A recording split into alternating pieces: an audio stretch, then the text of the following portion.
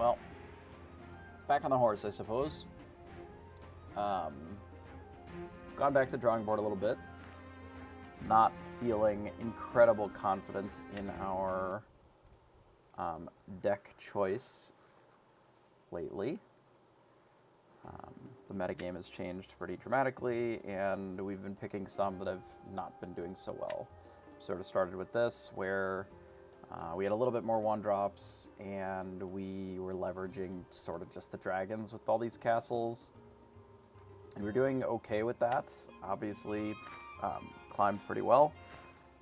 We switched it up to include the Jiminy Crickets. That was okay. And then we continued on with the Jiminy's and leveraging more Yzmas to try this, and it was not the best yesterday. So we're going back a little bit to something that is full of a lot of one-ups, which, whatever on the one-ups, you know, I don't love it. We've shaved down a Pinocchio and a crab, mostly just for ink concerns, because I'd like to be able to ink a little bit more freely. We've added more random things like Cusco and Maleficent so that we are still getting more card flow, because that's been a bit of a concern in some of these games, while also developing on the board. Pretty much the games have just been coming down to us not being proactive enough instead of reactive, so I'd like to get a little more bodies on board, get a little bit more questing done earlier, so that we can kind of close out. And we may end up putting a second spellbook in here at some point. We do have the ability to go up to 16 if we need to. If I do go to the second spellbook, I don't think I'll love it, but I will probably shave the third Yzma to put in the spellbook most likely. But let's try this a little bit, see how it feels, see if we'd still like to play tomorrow or not. But we'll get some games in. And figure out if we're really that much of an underdog in all these games, or if it's just the variance that does come into play every now and then. We'll send these back. We'll keep a rabbit. And we don't really need the teeth. We can keep these three, I think. Teeth is probably fine as ink, actually. Crab will be good later, but we don't really need it this early. This is our only castle. But realistically, we don't necessarily need it in this matchup, so I'm just going to ink it right away and pass. It is at its worst in this matchup because they have Titans. I'd rather them, since they don't know that we're only really running one, I'd rather the Titans be something that are not really high on their list of things that they actually need, but they don't know that. We'll do this. We'll run out the Sorceress next turn. Possibly even just inking the other one. See if they have a 2-drop here. They may not. Okay, they don't. Yeah, we'll just ink the Sorceress, play the other one. Draw our card and pass. So we did rip a Friends, that's nice. Can use it to draw, give us some gas to be able to potentially threaten whatever they end up playing next turn. We do have to be aware that our opponent is likely to Whole New World soon-ish. It's just something to, I guess, be cognizant of. We don't need all these Yzmas in our hand right this second. Do we just want to draw a card? Do I want to develop, say, Spellbook and start getting the Spellbook going? We could also do the Fishhook. I think I'm just going to play the Rabbit to get another body on the board. This is a bad draw for us.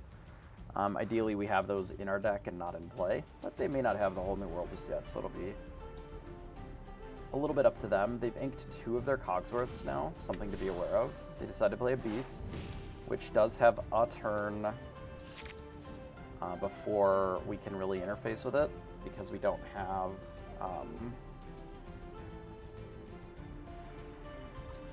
we don't necessarily have a clean answer to it. until next turn. We can ink one of these fish hooks, I think. I'm probably just going to actually play Maui here. And then quest with both of these. Then we'll pass. So what playing Maui here lets us do is, if they decide to hold New World, it threatens the beast without necessarily having to have us find something to play. If they don't do anything with this beast, if they just develop another card, we then can also just play the Medusa. They inked one of their manners. Yeah, so they play Big Tink, and then they play Grab Your Sword. That's fine.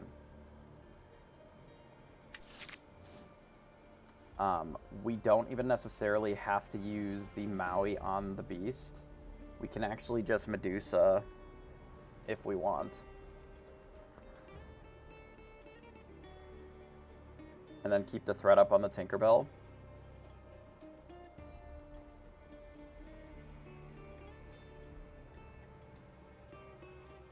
From the Maui actual.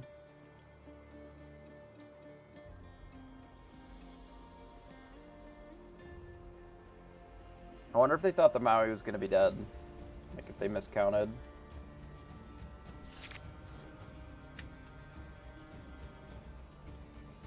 I suspect that they did. But I think I'm still down to just do this instead and then pass, since we have the Medusas. I would rather leave the Maui in play, and if they decide to just run out another Tinkerbell, that's fine. We can just be prepared.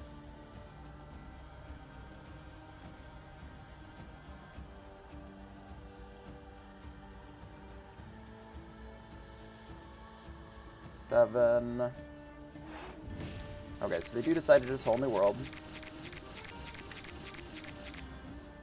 So we ripped another Be Prepared. We also have a Dragonfire here as well. Okay, so they decide to Grab Your Sword. It's fine. It's mostly their whole turn, but we can still either just Maui this now, or just Dragonfire it. Those are all reasonable options here. We run out a Popsicle and a Captain Hook. Well, since we drew a second Be Prepared, I'm more interested probably in doing a Be Prepared here than anything else. So let's do that. So we'll quest and we'll Be Prepared. And then we'll go ahead and pass. And then this still leaves us the Maui. Unfortunately, all of our Maui's fish hooks are gone. I didn't have a clean turn outside of the rabbit turn for us to really develop one, which is a bit unfortunate, but it happens. So they decide to play a Manor. I don't think that we worry too much about the Manor this turn, and then we'll get some bodies on board, and then we'll try and deal with it with the Maui next turn. So let's play out a rabbit. I don't know. I wish that I knew the answer to what deck list you should be running with red purple, but I'm kind of at a loss myself. So if you figure it out, you'll let me know. I'm considering inking the Sorceress just to play this goat instead, which I think is a little stronger. Then we'll pass. Right now, I'm on something that's got a bunch of one-ofs in it, so we're kind of all over the place. I don't really want them to have this Flaversham, but it's hard for me to deal with the Flaversham and also still take care of the Manor. I guess I can't take care of both Manors anyway, which is unfortunate. 6.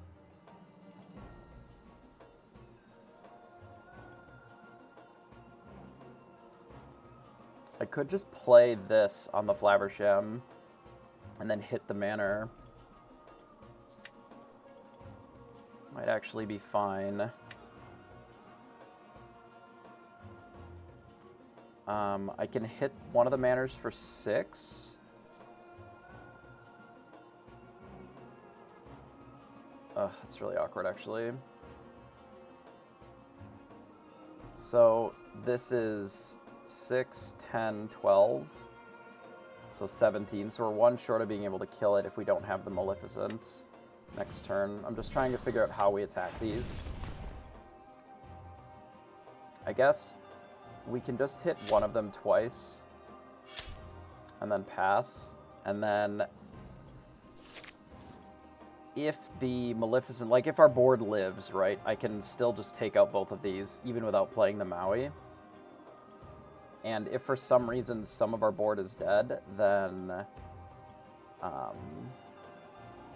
we can at least kill one of them while interfacing with something on their board. So they kill the Maleficent. And then they play a beast. That's fine.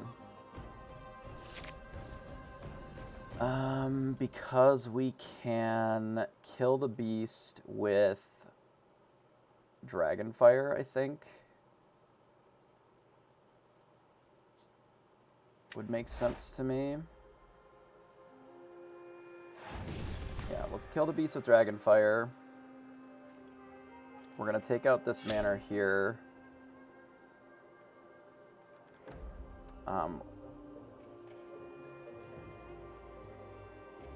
They do run that all the time. We ran into it like 5 times yesterday. Like, they play it all the time. I think my play is actually just going to be to do this. And then I'm going to play the Rafiki instead of inking it. Obviously, we could ink it here, but I want to be able to threaten this manor a little bit more than we are. Yeah, I ran into green steel discard like 4 or 5 times yesterday, and it just was destroying us. There's nothing I can do about it. The problem with a deck like that is it does lose to a lot of these whole new world decks. Okay, so I have 4, 5, 6, 7, 8, 9, 10 damage. 10 plus 6, 16. So I can actually deal with both of these if I spread the damage out properly. So it'd be these 2 on one, and then this plus this on the other one. And then I can still kill the Captain Hook with Teeth if I want. So we do this, this, and then we go Goat. How did I do the math wrong again? Oh no, I didn't. What's wrong with me? Okay, never mind. We're fine. I didn't do the math wrong. Everything is fine. So we're going to do Teeth and Ambitions on, I guess, the snake. And then we're going to pass. The reason that I opted to do Teeth on the snake instead of the Maui is I'd rather keep the Maui as healthy as we can. Because it is a good card in this matchup, and the snake, if they decide to attack it with their Flaversham, doesn't matter, and if it just randomly dies, I don't care. I'd rather keep the Merlin Goat healthy in case we find a bounce of some sort, and the Rafiki obviously would just die. So that was expected, the whole new world here. I had assumed that they had something like that that they were looking to play. Not a great situation for us, since they have gained so much lore already. Tamato is a bit of a disaster, so we're going to need to start closing the game very quickly. Luckily, 2 of their Grab Their Swords are already gone, and most of their whole new worlds. And we have a lot of direct damage in play with our hand already. Unfortunately, we did lose a Pinocchio, which is sad, but I think we can... It's a little awkward with this Tink here. I guess if they decide to attack the Tink with my Maui, that's okay. Or if they if they attack my Maui with their Tinkerbell and, like, shoot the Rafiki, I guess I don't really care. So let's do this. Even if I rip Pinocchio, it's fine. So what our play is going to be... so we've already inked. So we're going to quest with both of these. We're going to play a goat. We're going to bounce a different goat. And then I'm just going to replay that same goat and then pass. So they're almost out of Tinkerbells as well, because they've used 2 of them. I don't even know if they run 4 necessarily. Their best line that they can do, they can attack and kill Rafiki, I guess. Let it go on Maui, sure. I don't know if they realize how aggressive we're realistically going to get with these goats here. Maybe they can race us anyway with the Gaston, but I'm going to try and play these goats really aggressively to close. And we might lose to Lucky Dime here. This puts us at 10. They can gain 8. I think I have to be prepared, actually, which is fine. I don't need to ink that yet. So I do... quest.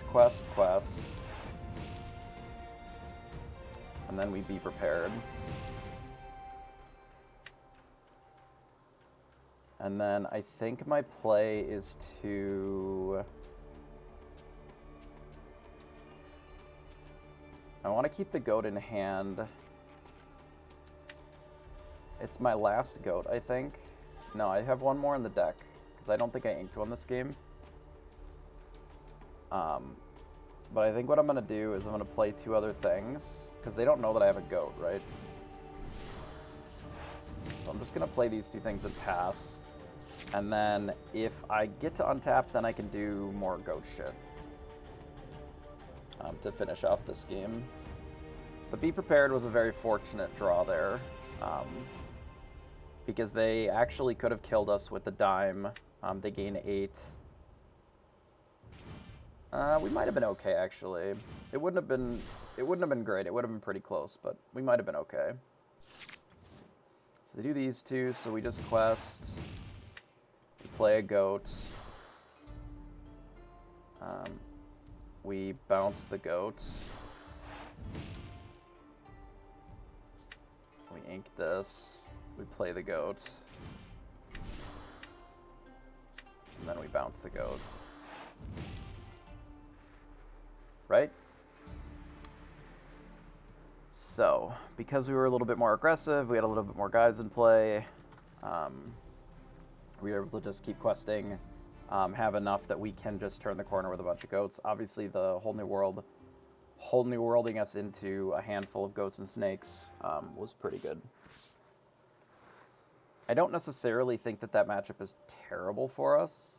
I don't think it's great, but I don't think it's terrible either. They are on Lucky Diamond stuff now, which certainly makes the matchup a little trickier.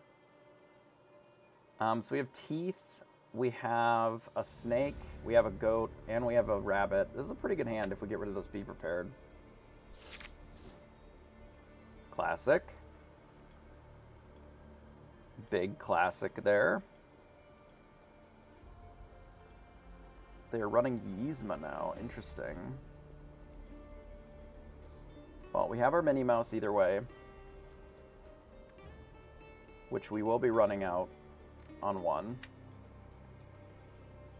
Interesting that they inked. Maybe they intended on passing. Nice. Another one. Perfect. In this matchup, I think I can actually just get rid of the goat to start. And then we may end up needing to get rid of this Teeth and Ambitions. And unironically, we maybe should have gotten rid of the Teeth and Ambitions this turn, so that if our opponent plays turn 2 Ursula, that they don't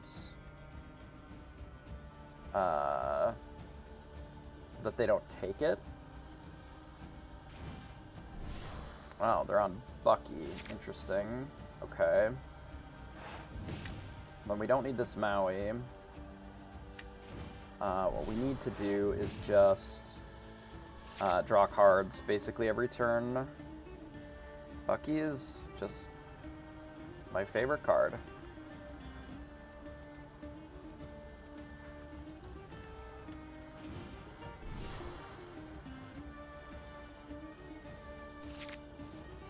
Yeah, GG Tony. I guess I do want to shoot this morph, because obviously we don't want to give them a free turn of draw. I'm going to ink this mini. We'll play this first. And then we can actually just sing it here on this and just take the morph out of the equation. And then we can pass. So there aren't actually that many shifts in these colors compared to steel. Steel has like the majority of the shift things this early that are also Floodborn. The majority of the Floodborns, right? So I play a Goat. Goat is fine. Friends is a good draw here. Another Be Prepared, not so good.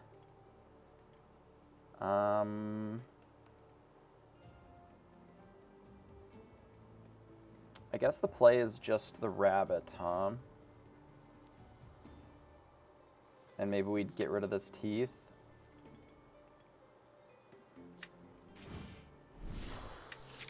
We do it this way, and then I guess I am still looking to just quest here. Because most likely if they're going to attack us with the Goat, they're going to hit the Maleficent Sorceress anyway. Luckily, if they do play a Floodborn or a Shift character, we have quite a few things. One action card. Are they going to bippity boppity it and make us discard an additional action card? No. Okay, that's fine. The Lucifer is not particularly surprising to me out of this color combination. I suspect what we should do is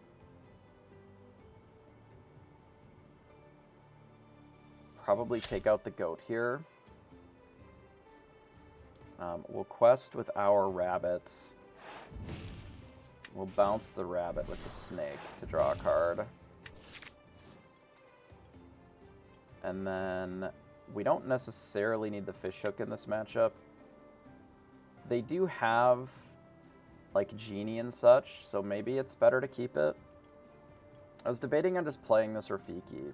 I don't really have anything else to play is the problem. So either I play Rafiki or I play the hook. It's kind of one of those two. I could also just switch the snake out with the... I could switch these two. Maybe that's not so bad, actually. Okay, I talked myself into it. And the reason that I like this is because it lets me play the rabbit and then bounce the rabbit next turn to draw 2 cards. And then the turn after, I'm likely going to just be prepared anyway.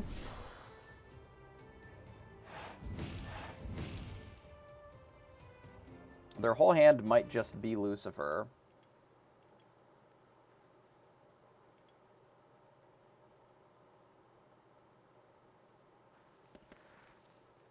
But we'll see. They quest, okay? Alright, so let's lead off on Rabbit to start. Draw a card. And then we'll ink the Always Classy. We're going to bounce the Rabbit to draw another card. And then we'll hit here and then pass. And then if they do end up just trying to make us discard a little bit more, I mean, we just be prepared this board to remove the Bucky entirely, and then it's probably fine. Like, we still have a rabbit in hand. 2 of the Lucifers are gone. Fairy Godmother. Okay. So we have to discard a card.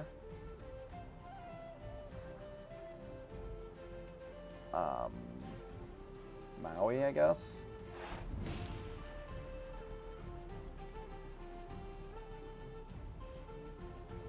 That is fine. Our opponent inks as well. Okay, well in this case, we just quest with both of these. And I think I would like to still keep the fishhook, because I don't necessarily want to be cold to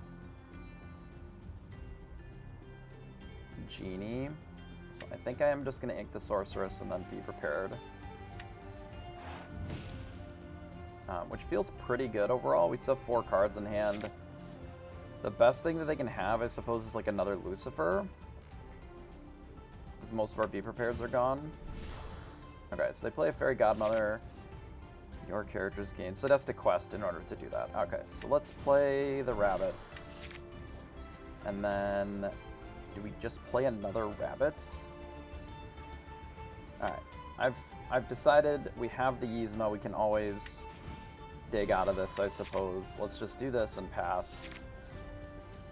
And if they go a little bit too wide with this Godmother, then we will deal with it. And if we draw like a crab or something, maybe that was a mistake. Maybe we're supposed to just get rid of the goat here.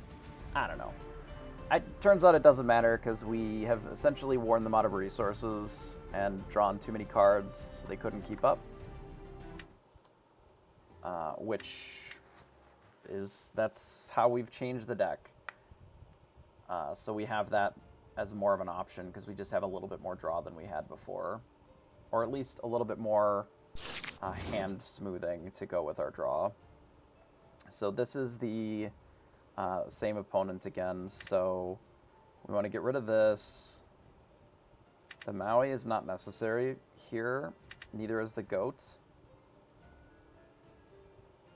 I think I'm supposed to get rid of a rabbit as well. Even though it's good against in this matchup, we need to be doing other stuff some of these turns too. We can't just be playing the rabbits, especially if we hit too many uninkables, then it becomes a bit of a problem. So we'll lead off on Rafiki. We're playing a little less Pinocchios than we were before, mostly for ink concerns. Hey Chaz, appreciate the follow. Mostly for ink concerns, but we'll use this. I will ink the second Rafiki, and I do think that I would rather have a 3/3. But there's a world I could see us running out this Rafiki next turn, or even potentially just switching this into the Fox again.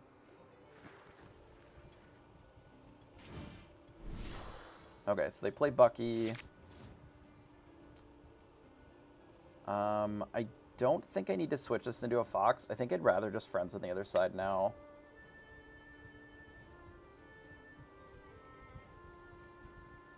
Leading into the rabbit. I think that's fine. So we'll do this and quest, and then pass. Like, they're intending on making us discard all of our cards, is the way that they play their games. So the way that we work around that is we just draw more cards than they have discard spells, and make it so that they're just wasting a lot of time to make us discard all these cards.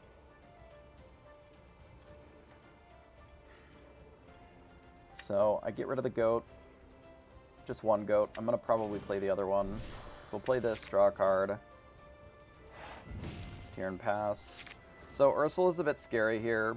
The worst thing that they can do is honestly probably draw 4 cards. But given that they're trying to play full-ass discard, they're likely going to try and just make us discard 2. If they do, that's probably fine. Flynn Rider.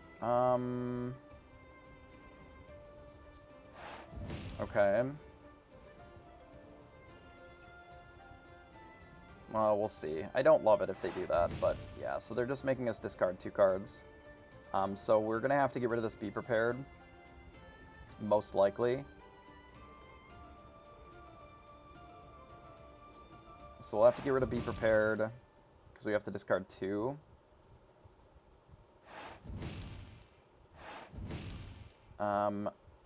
I think I would rather keep the Medusa than the Yzma or the Fox, maybe. Maybe the second Fox just isn't necessary.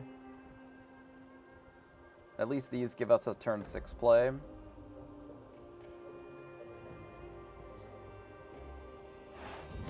think that's fine. So we're going to be able to clean up this Ursula easily enough. And we do have an answer for this, so it's not like the end of the world. So let's quest here.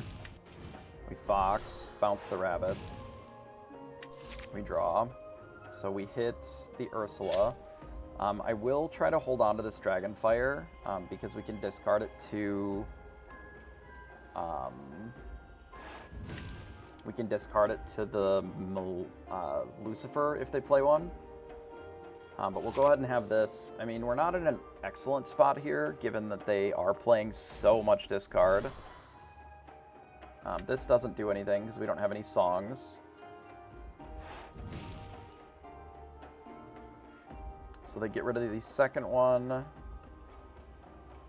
Flynn is currently not useful.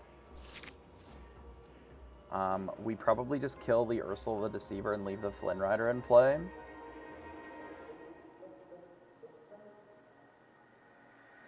Do we ink here then? We have to if we want to play the Medusa. Do we care about this Flynn Rider more than the Ursula? No. I think we do the mini here.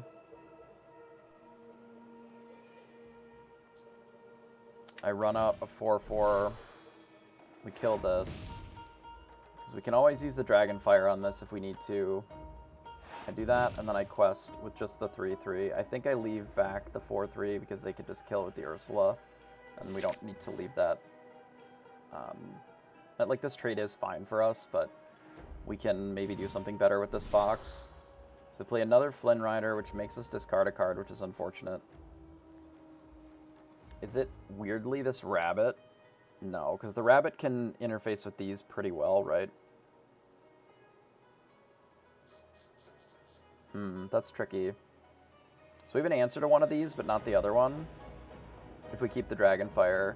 We could also just draw a bunch of cards, which I kind of like better. It feels a little weird, but like if we just draw a bunch of cards, then these are also not that good. I think we actually just quest with the Fox. And then Yzma it.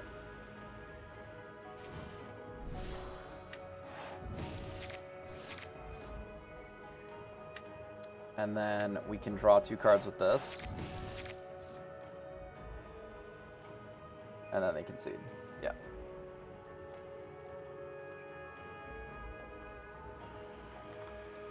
So that is one way of dealing with discard when they don't have... So the reason that the steel half of this, like the green steel discard, is so much scarier for us than the green-purple is the velocity at which they can make you discard cards with Bucky specifically. So if they're making us discard cards with, you know, Flynn or whatever, it's not great. If they have double Bucky, obviously we're probably in still a bad spot. But when they're doing something like play Beast, also make you discard a card, or make you discard 2 cards and then they draw a card because they have Bucky John or Bucky or whatever, now you have to deal with the Beast, otherwise they're just drawing 2 cards a turn. And then even if you get to the point of being able to answer what they're doing, they have a grip of cards, right? They have a handful of things.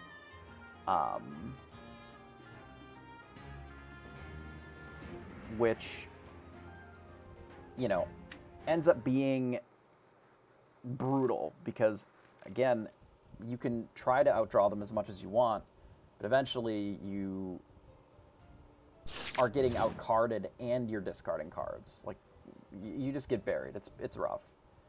So this hand is bad. We like the rabbit and not a lot else that's in here. Can I mulligan that, please? Thank you. So we are going second. We need a fish hook for sure. I'm going to do this. I was debating on which one I wanted to keep in case I wanted extra ink. But I think this is fine. And we'll see what they play, and that will determine if we want to actually play this Minnie Mouse or not. As we have decent ink options, but I don't want to be forced into playing this Fox on 3.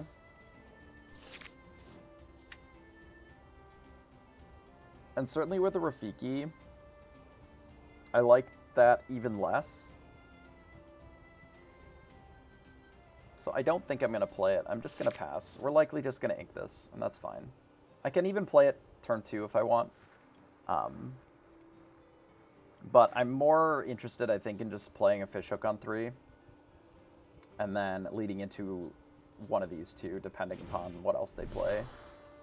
Magic Carpet. Okay, well, I'm definitely glad that we have this now. Kind of weirdly makes me want to play this, because it can, like, threaten this carpet, but... Again, I don't really want to have to use one of these to... Okay, well, let me think about this for a second.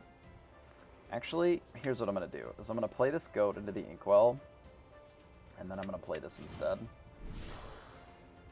Because it costs 3, and it is not defensive at all. And a lot of the decks that can answer it are able to answer it before it becomes a real problem now.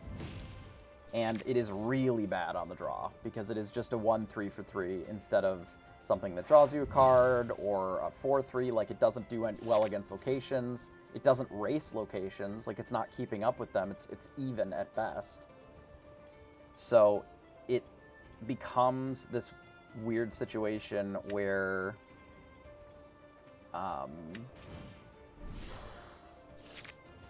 you can just get hammered if you play one of those, especially on the draw, and your opponent had ramped once and they just play Medusa.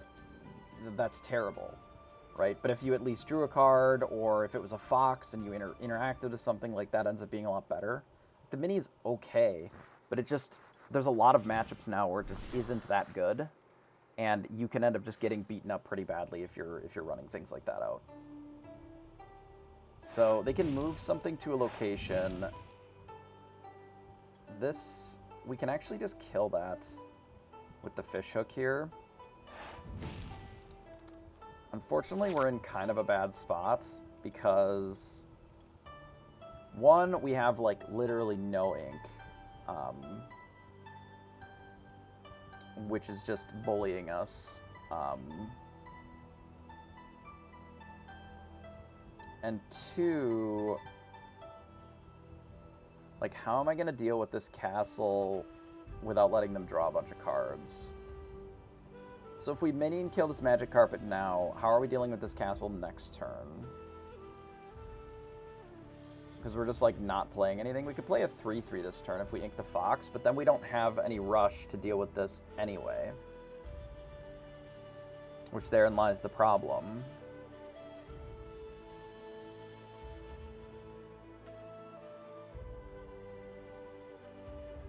So they're basically on an aggro deck.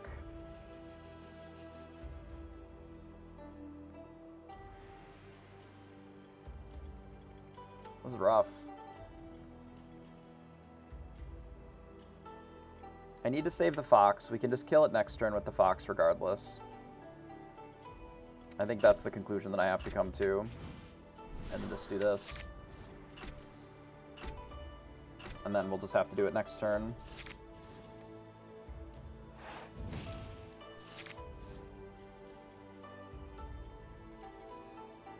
Yeah, that was kind of the conclusion that I came to, is we just have to play the rabbit and then give them one card, and then we can kill the castle next turn. Because I don't really have a way around it right now.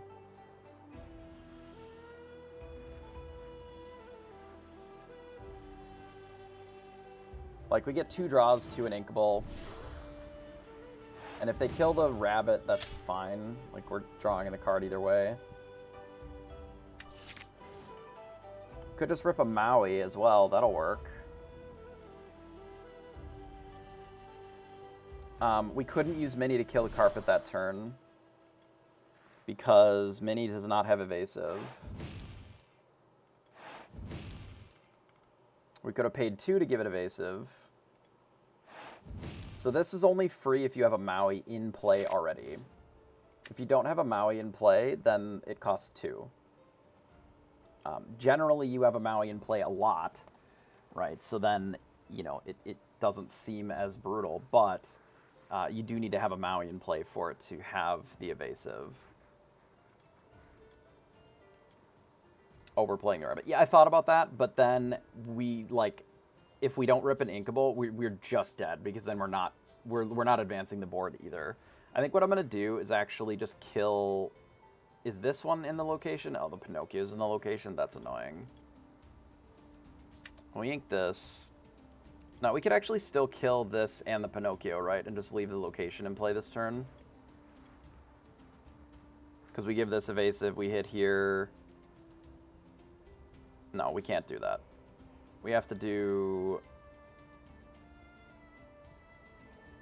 There's no way that I can kill all of this stuff in one turn, unfortunately. Okay, that's fine. We will just do this and deal with it. And we'll leave this untapped. And that's fine. And then we have the Medusa, or we have some options next turn to, like, Pinocchio and kill something. Like, we have to remove some of these characters off the field, I think. That's where we're getting to that point. But I don't think we can let them draw a card. Because they've already used so many of their cards on this nonsense that if we be prepared this, since they haven't rabbit and drawn cards outside of the one, we can clean up most of this and actually be in a pretty good spot. Like, I assume that this was going to happen. And then play a location. Most likely. Quest for 2. Like, they can't even quest with this Pinocchio because our mini can actually still kill it. They can't use this carpet because our mini can still kill it. Like, this hook has been very important to have this game. Honestly, if they just, like, pass, I may just kill both of these.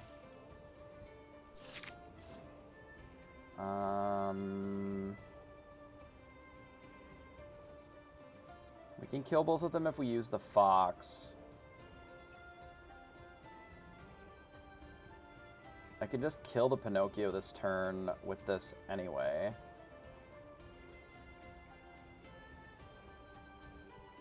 I want to play this, but I don't think I reasonably can here. I think we can just win without the location.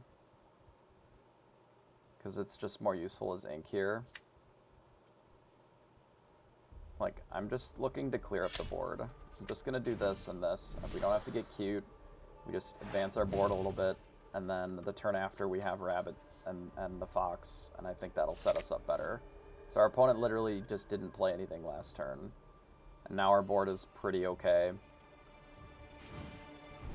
Even though the location would have been good, like, they just had a Maui in hand. So it would have been useless here, right?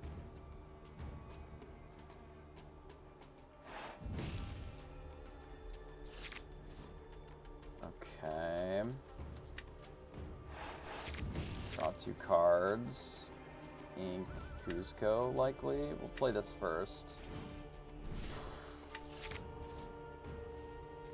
I can ink Rafiki, and we can maybe keep the Cusco for now. Let's just do this and pass. Teeth may actually be good in this matchup, given the level of aggressiveness that they've displayed so far. Maui can still be alive if they want. They did have a line to keep their Maui alive. Yzma, the Maui, makes sense here why they played it last turn. Raspinate, appreciate the follow. That makes sense to me, that line. They do give it evasive here. I think I'm just going to Dragonfire it. I could Pinocchio it, but I think it makes more sense just to Dragonfire it and then get some questing in. So we can quest with both of these. And I think because I have the Pinocchio, I don't need the teeth. I'd rather have it as ink, basically, here. And then we'll play the Cusco and pass. They both function very similarly, the Pinocchio versus the teeth. So I think I only really need one. The rabbit is bad for us. But we do have the option now of Maleficenting the goat, questing for 3. We'd lose our own goat, but that does put us up to 5. And we add a Maleficent to the board. Alternatively, we don't ink. We play Pinocchio, trade the Cusco into the goat. Maybe that's better, actually. Let's do this. We'll trade Cusco into the goat. Because then we can still play one of these two this turn. Which actually doesn't feel terrible. I think it's just the goat to have a bigger body. And we just quest here and pass. Because then it still gains us a similar amount of lore here. Removes the goat from being bounceable, which is nice. And we still have the Maleficent as an option. And now we still have the rabbit plus the fox in our hand to draw cards, which I think is nice. So we'll play the rabbit, draw a card. We'll play the fox and the rabbit. We'll draw a card, and then I think we ink the Minnie Mouse and play the Cusco. And then we pass. So we've been able to refill the board pretty reasonably. They have gotten up to 10, which is a little scary. They have played one goat already, though. We are ahead on ink. I believe that this Maleficent will be good at some point here. We have a way of challenging a location, which is nice. Tremaine, sure. If they snake the Tremaine, it would be a little annoying, but if they just choose to protect the Tremaine, I think I just Maleficent it and then get in for 1. I think I'm okay with that. You maybe don't even ink, we'll see.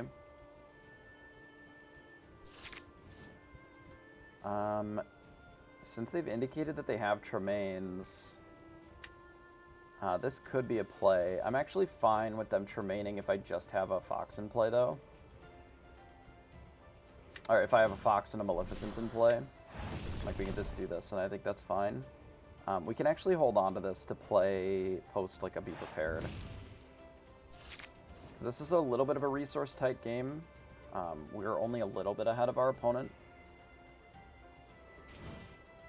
Okay, so they also have Maleficents then. They played such a weirdly aggressive game. I guess maybe they didn't. They just had a Magic Carpet Pinocchio draw.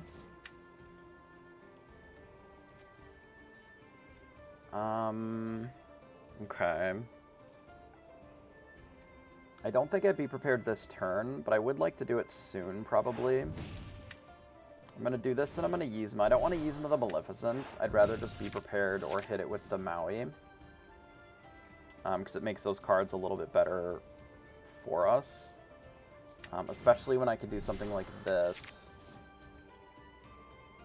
I was going to ink another card, but given that our hand is all Be Prepareds, I don't think I can afford to. We've drawn a lot of extra cards, and most of them don't have text, which is unfortunate. We'll see what else they play here. They play a Fox, bouncing the Rabbit. Makes sense. So now we can even use the Fishhook on just the Maleficent to trade here. Like, that is an option that we can do that is enabled to us if they decide to quest. If they give this evasive, we probably then still have to just be prepared. But we'll see. We've been able to roughly keep up on lore. We're only 1 behind now with the Yzma. We'll see if they choose to ink. They don't ink. We could just hit this with a Maui. We would not be able to give the Yzma evasive.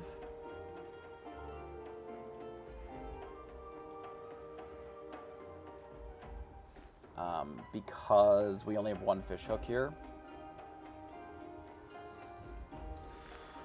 Which is a little unfortunate. How much bounce do we have left? One. We've used one. So we have all of our bounce in our deck still. Minus the snake and maybe the 2 snakes that we inked. So we have some out of the deck.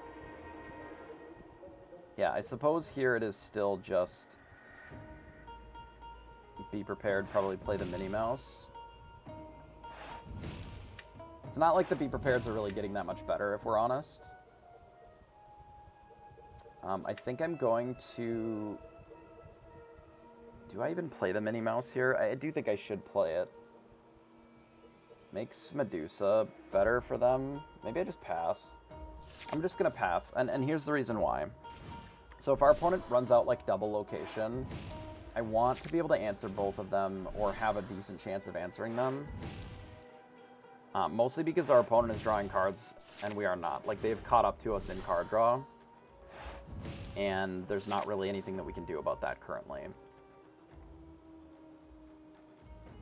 Which is unfortunate.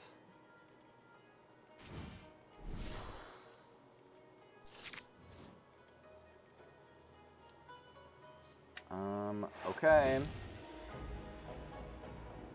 I mean, they played an extra card, so we got to do that. I guess this doesn't really let us answer a second location that well. Anyway.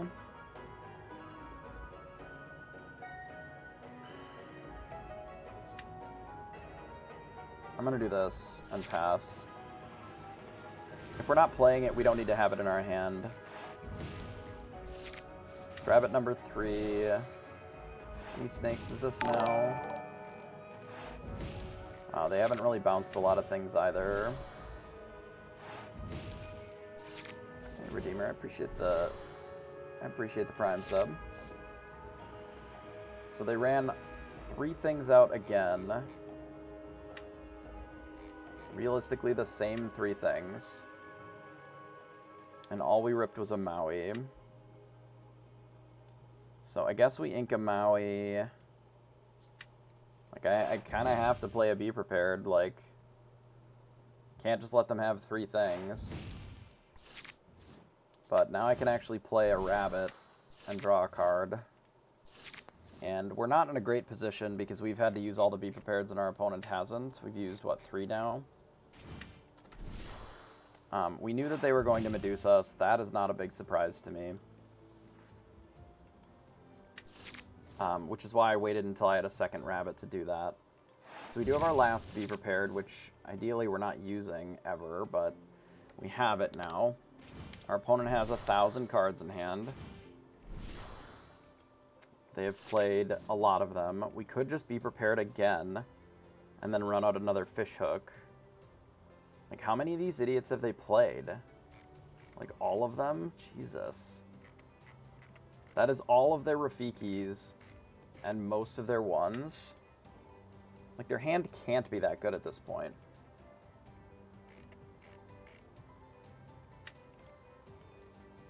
I mean, the problem is, if we run out our last Be Prepared, they can just go super wide and there's nothing we can really do to stop them. We can just kill 2 of these with the Fox if we want. Like, we can Pinocchio one. I just don't think bouncing the Pinocchio really is what we want to do here. I think it might just be Prepared and then play another fish hook. And pass. I don't love it, because now our opponent can just play 6 guys, and then we're pretty dead. But I don't know if they have 6 guys left to play. They do have a lot of goats and bounces, however. So we may just get buried by those. So this we can deal with pretty easily. Maybe we don't care as much about drawing cards and we'd rather be bouncing goats.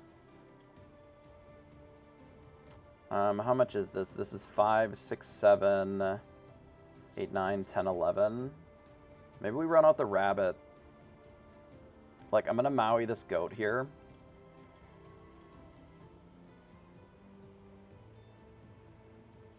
We could actually fox this one too.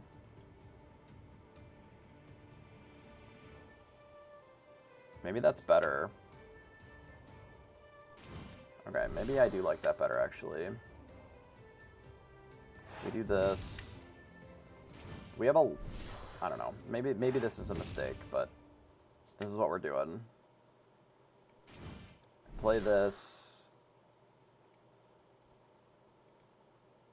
How did I miscount this again? Oh, because I didn't count the second Pinocchio. Shit.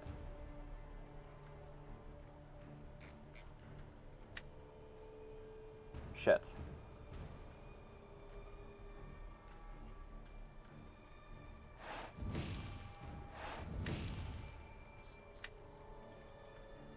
It's fine. Everything's fine.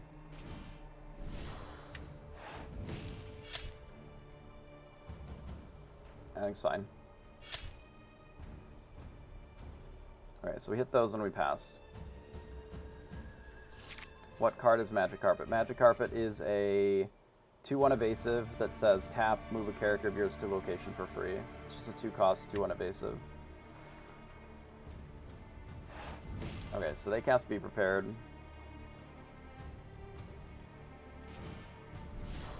And they run out of Cusco, and I would assume give it evasive. So we Medusa.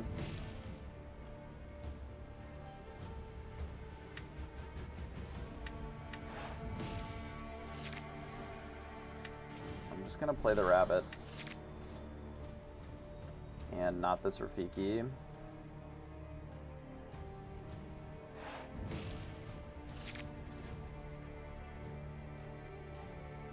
I'd like to know where our spellbook is, and our other Yzmas. We have a very juiced deck still. Like, there's so many cards in there that are really good here, and we just, like, aren't seeing them.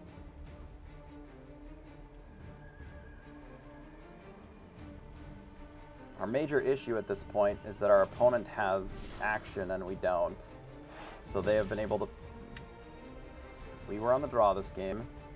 So our opponent has been on the play cards before we get to play cards game. Are we out of Pinocchios? I think so. We are out of Pinocchios. How many Medusas? We still have one more Medusa in the deck, and then that's basically all of our removal.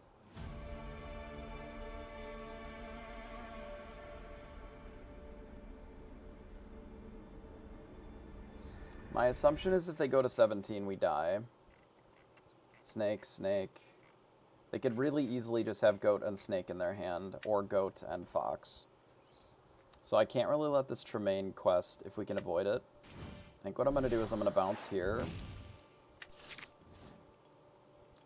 And do I just gamble it and try to just play this Yzma here? Okay, I don't really have an answer. Letting them draw 2 cards isn't the answer either, because if they just go to 15 and have 5 cards, like, we just die anyway.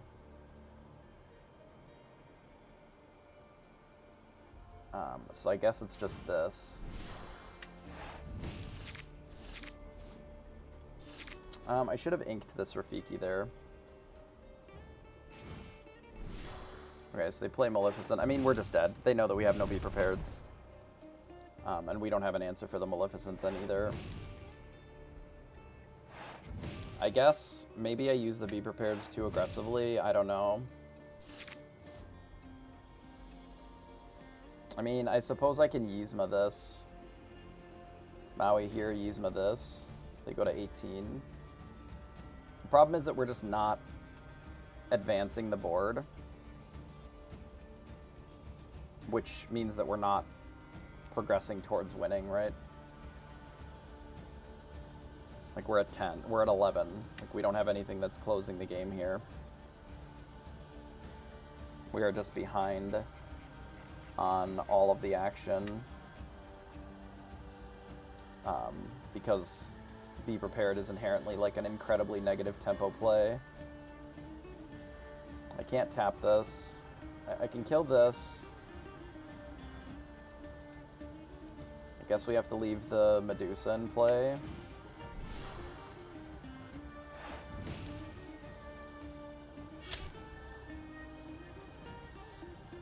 I don't see how this is a winning line. But I don't see what other options we have either.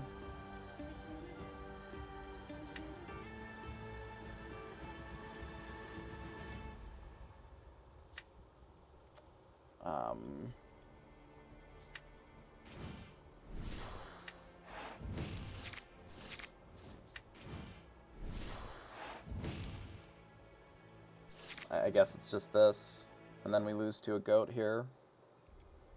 It's really unfortunate. I don't know what else we could do. I really don't know what else we're supposed to do against just like on the play a location on 3. None of the cards that they've played have been particularly like insane, right? The issue is that they just have always had the ability to play cards, and we haven't really been in that position a lot. Like, we've had to be prepared because they gained 10 extra lore or whatever. Like, I have no idea where they're fitting all these uninkables either. Unless they've cut... I have no idea. Unless they just don't have more Medusas. It's kind of the only thing that I can think.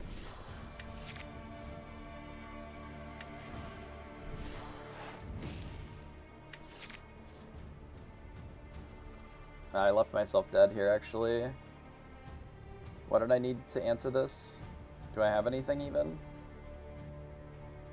All my Yzmas are gone. My Dragonfire is gone. My B-Preps are gone. Maybe a Dragon? I should have just Friends on the other side instead of doing this. This costs too much. Oops. Well, I guess we left ourselves dead. Okay, they got me. I don't know. I don't know what I'm supposed to do there. Be on the play, I guess.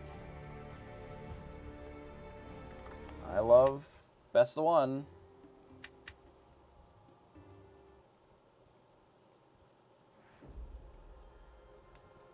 It's actually kind of the reason that I don't love the 1/3s. Our opponent got to quest with a Rafiki like 3 times. Or twice or 3 times.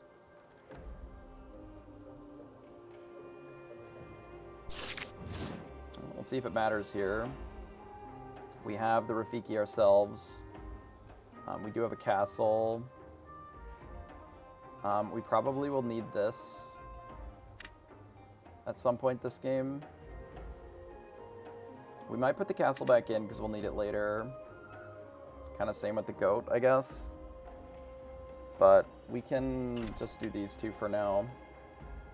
I deleted it because it was dog shit. Because it was. That deck is unplayable as constructed. It's literally just trolling. It cannot beat a turn 1 2-lore quester. Like, it just doesn't have cards in the deck to interact with a 2-lore quester on turn 1. So if you're in that universe, like, I just don't really want to be playing that deck, realistically. We Pinocchio here, and then we pass. We're likely going to ink this Teeth. Probably to play this Fishhook, but we'll see. This does throw off their curve a little bit if they were relying on getting Snake in the following turn. Yeah, the problem with that deck is the only reason that it's been able to beat red-purple relatively consistently is the red-purple decks are fucking slow. They're so slow right now. Okay, so they decide to play Olaf so that they can play Fox, I suppose. That's fine. We'll do this, and then we'll play out the Fishhook and pass. Obviously, our hand is really bad because We've just ripped 2 Medusas, and we have no card draw. So we will see if we're able to leverage this a little bit. They just get to kill the Pinocchio for free. It's unfortunate. Hopefully we draw an Inkable that isn't this Yzma.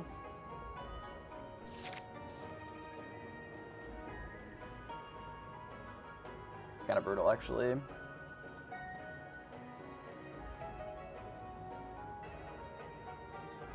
Like, it is a good play. But I feel like it's better... Well, I don't want to draw a card, because I want to pay 2 for the Fishhook to give it evasive so that I can kill this Olaf, and the Pinocchio doesn't just get to kill my Rafiki for free. So just getting a 2/2 isn't it. So I'm supposed to just ink Maleficent in order to make this play.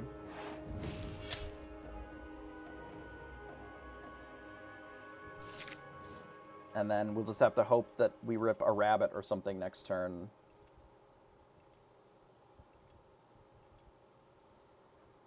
Like, if you play your 2/2 and then it's not ink, then you still have to get rid of the Yzma, and then it's even worse because all you've done is develop a 2/2, which is kind of not it anyway.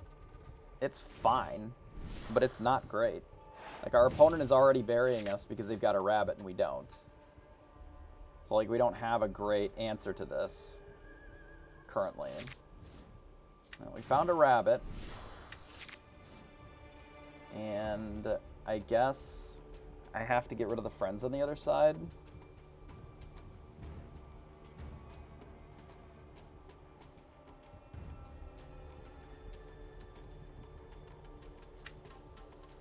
Yeah, alright. I can't imagine that they have too many more Pinocchios. They might have one. Hopefully our rabbit lives, then we get to draw an Inkable, and then we can draw 3 cards with our Yzma here. That castle's a little aggressive, because we can just kill it with what's on board. I guess then they get to kill all of our stuff. Maybe that's their thought.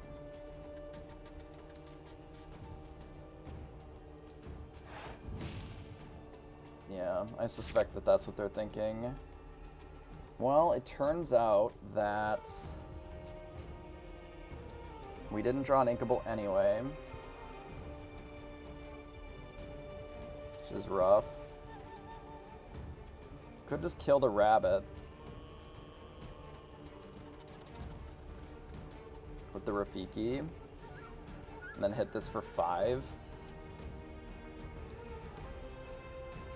It might be better just to kill the castle.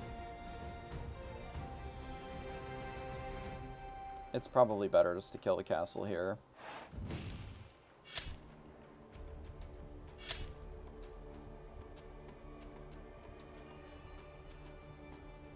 I'm just debating what I do with this stuff.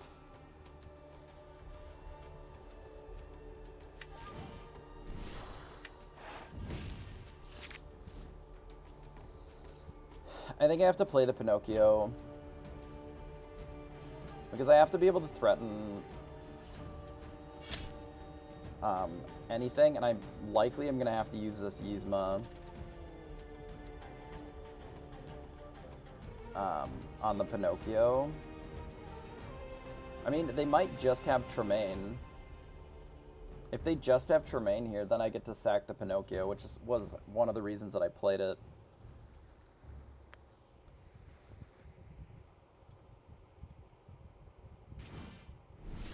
Well, they play a goat instead, and then they quest. Okay, that's fine. So we can Medusa the rabbit is an option.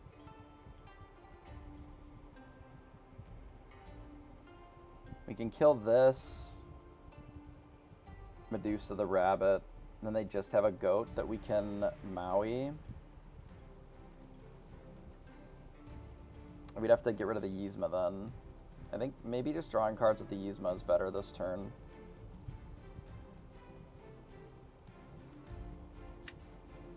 And then we get rid of the Maui. Like, we'll just bury our opponent with cards. I think that's our strategy here. So we'll hit this Pinocchio, because that's kind of free.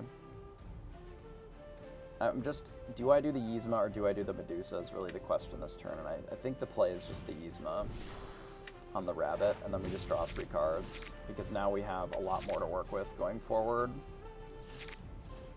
Even to the point of if they just go a little bit wide, say they play another goat, we get to be prepared if we want. Or if they play Maleficent and another thing.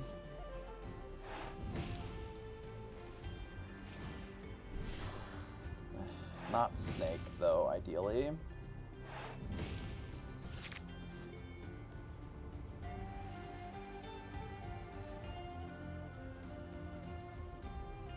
Maybe they won't quest with the goat because they just ripped a fox.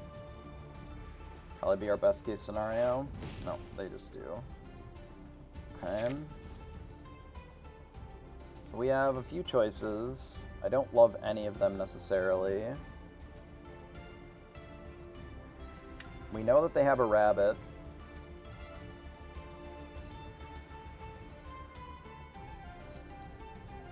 I can just use the Pinocchio on the goat,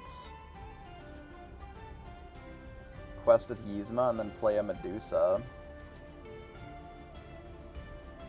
We don't have enough ink for that. We're 1 short of being able to do that with the fishhook.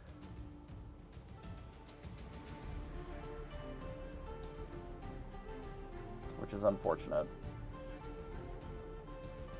This is not a terrible trade, though. But what are we doing with the rest of our ink? Probably not the rabbit. Maybe we run out of goat. And ink a goat.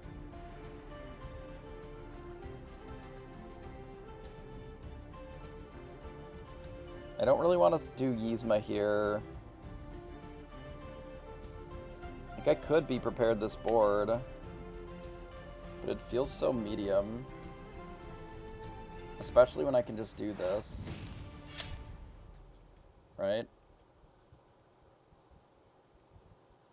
Then I can just, like, run out the goat here.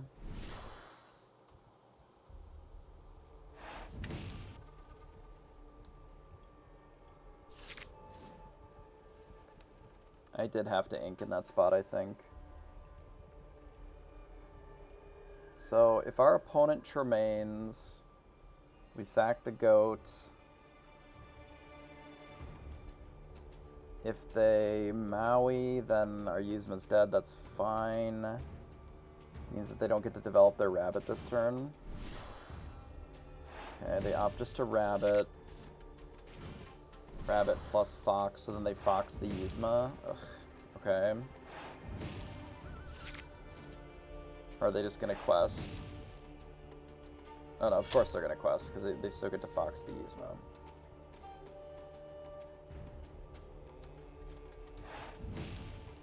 Okay.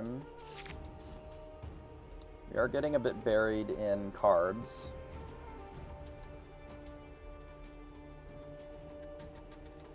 Mostly because our opponent has had bounce and we haven't. To go with this rabbit. We do this to kill it. We kill here. And then I don't think that I play the Minnie Mouse, even though it does play our own Tremaine a little better. I'd rather give this evasive, because they likely only have 2 Tremaines, but they very well could have a bunch of Mauis. So then they'd have to play a fishhook plus a Maui to fight the goat. That's kind of their whole turn. Or they can be prepared, sure. Now we have a window where we can develop a little bit of a board. And by that I mean we'll draw a couple cards. I don't believe that we need another hook.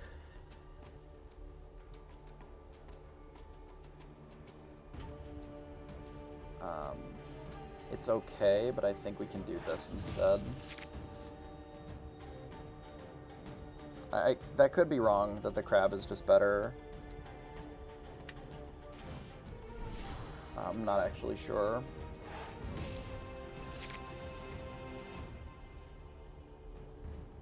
But we do need to start questing because we're so far behind.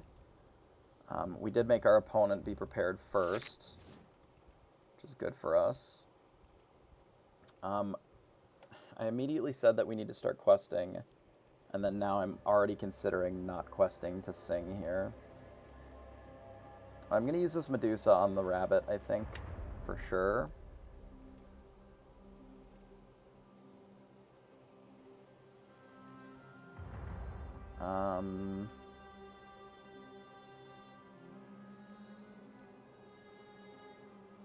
This is 9.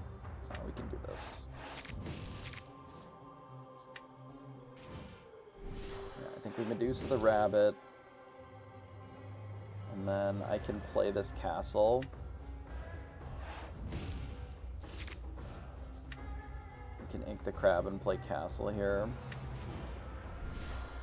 Wasn't exactly the plan, but it's okay in this spot.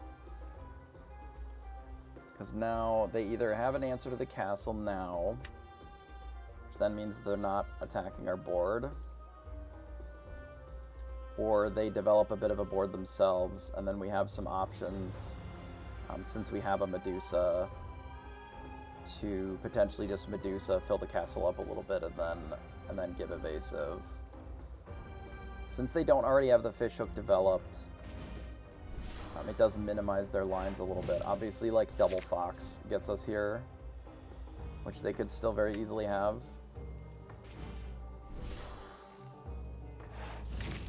So far, it does not appear that they have double fox. It looks like they're just playing... Okay. They're just playing out some dorks. So now the Olaf plus a Maui does kill the castle.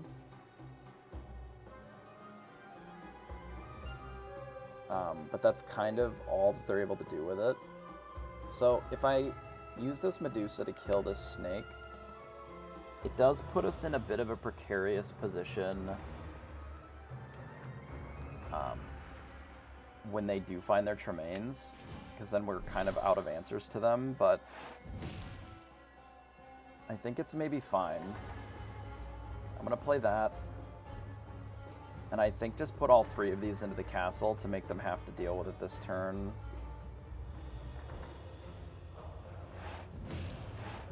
Rather than playing another thing.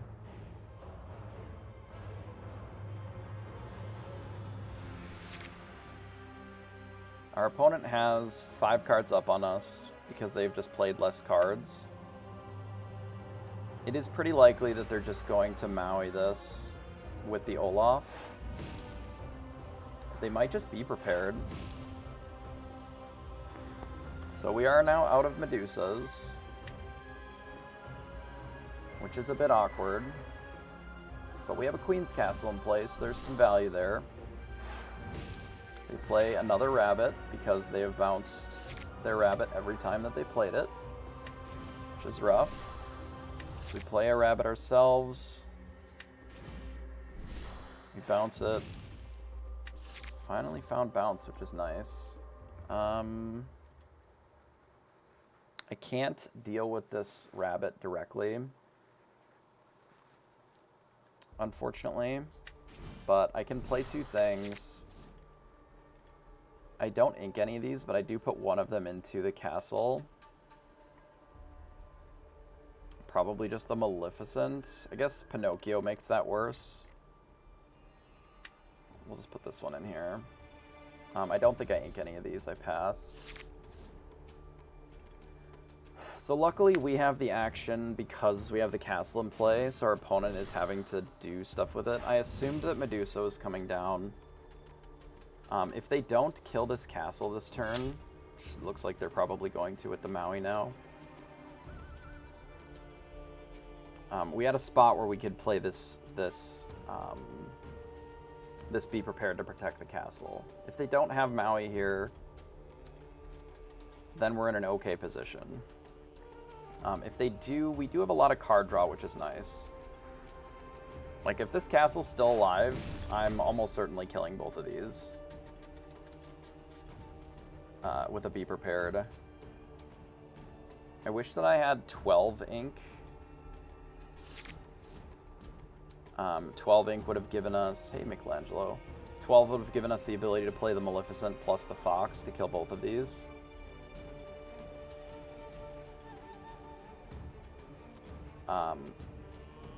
It would have also given us... 13 would have given us the ability to play this and bounce it. So I guess our play is just we Be Prepared here. And then pass. I don't think I play the rabbit without being able to protect it, since it's the only one that we've got currently. I would rather just pass and then have them have to still deal with this castle, because currently this is a problem that is their problem. Rafiki, they use Mother Rafiki. We've only played one Be Prepared so far. They did find a fishhook finally, but this means that we get to play our Maleficent, which is very good. And we get to run out Cusco, which is quite nice. So we hit here. We run out Cusco to protect it from Tremaine, and then we just pass. And again, you notice I'm not really putting anything into the castle. While it would be really good if we drew extra cards off of it, we don't really need to be drawing extra cards off of it. It just gaining 2 every turn is already pretty good. And it has done well for us in the last several turns.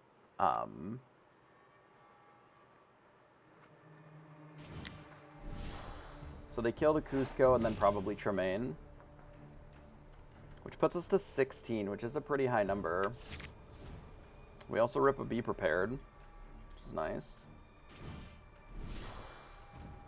Ooh, they don't have it, but they can kill the location this turn, which admittedly is still pretty good.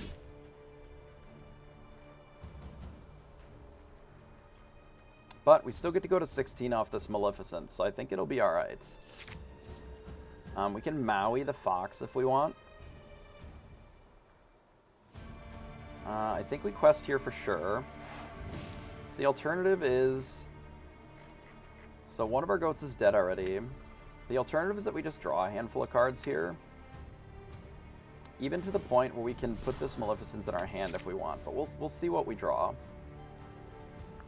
So if I Fox this, then... Actually, I'm just going to give this Evasive, I think. So let's play this. Bounce that again. We draw. I'm going to get rid of the...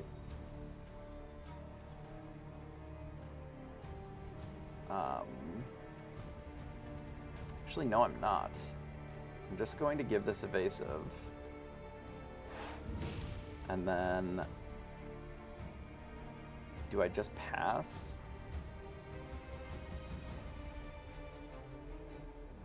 I might just pass here, actually. I could also just ink this crab, but I think I'm just going to pass. So the reason that I decided to leave the Fox is we know that they have a Medusa, which can just kill this here.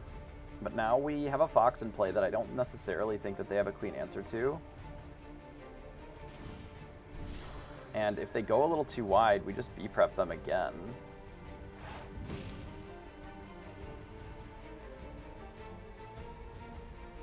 Please play another thing. That would be great. No, they're going to just use the fishhook, I suspect. But I don't think it really matters if they give one of these Evasive. Like, we're almost certainly just questing here, right? So I think we quest here, and then I'm just going to blow this board up, because we get to kill 3 things, and then still develop 2 threats. Like, I'm going to play, I think, just Maleficent, draw a card, and then run out one of these 2. Doesn't really matter which one. So we're at 17. We're still putting on more clock, right? Like, they do have to answer what we're doing. They're going to kill this Maleficent, most likely. It's fine. I don't know if they'll also have an answer for the mini in the same turn, which is good. Because I'd like to take a turn off to draw a couple cards, because if we find a goat, the game just ends, right? So let's use the rabbit to draw a card. We found Be Prepared. Be Prepared is not at its best here. It's okay here. We need bodies on the board. We need to be getting lore. Like, one of the problems is our deck was too slow. That's why we were losing to some of the more dirtily sort of dirtily aggro things that our opponents were doing, like Dime, you know. But if you put characters on the board, then yeah, I can show you after this. So we do that, and then I think I play a couple of cards like this, and then we just give this evasive, and we make them have to answer multiple cards.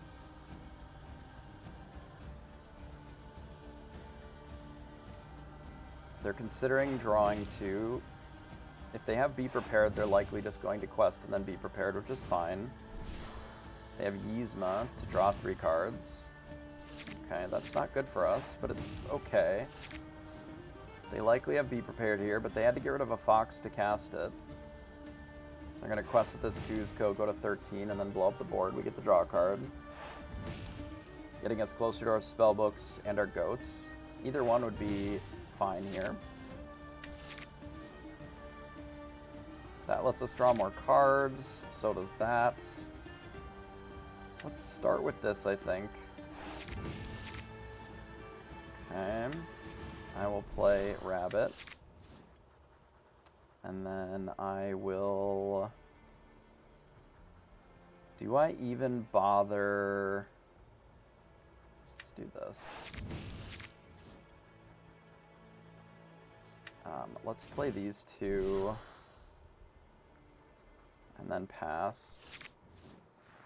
So every time that we play 2 things, our opponent has to answer them.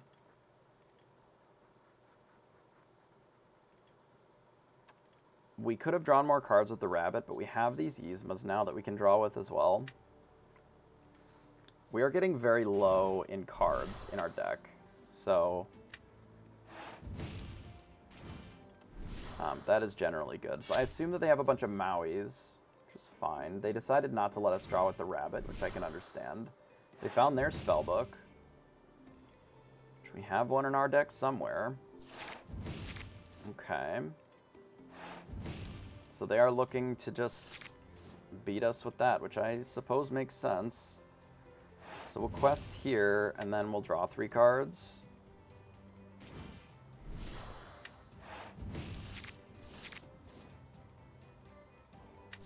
Please, draw 3 cards. Okay.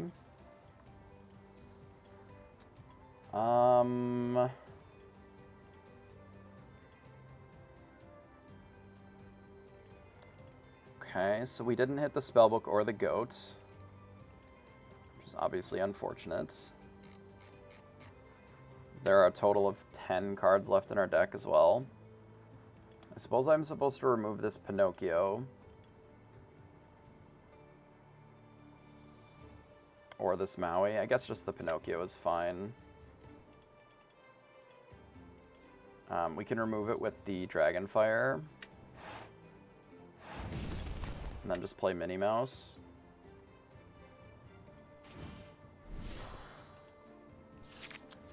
So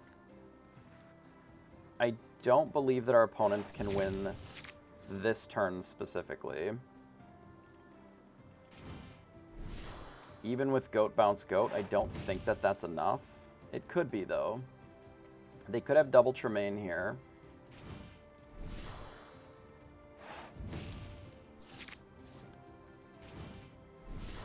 Okay, so they have Tremaine, Shift Tremaine.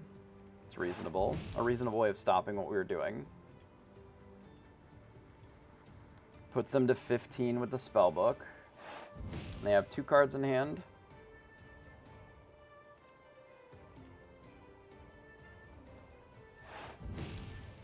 So this is...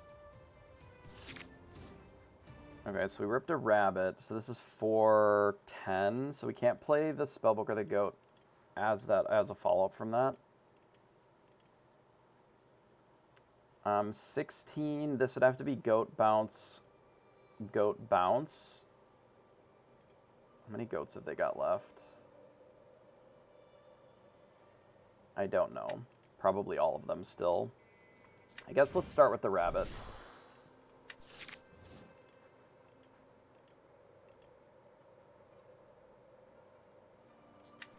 I think it is just this, and we have to hope that it's good enough. How many lucky dimes do I think is right? Some number, probably. It's going okay. We'll see if our opponent kills us this turn. It is unlikely that they can kill us this turn if they played a rabbit.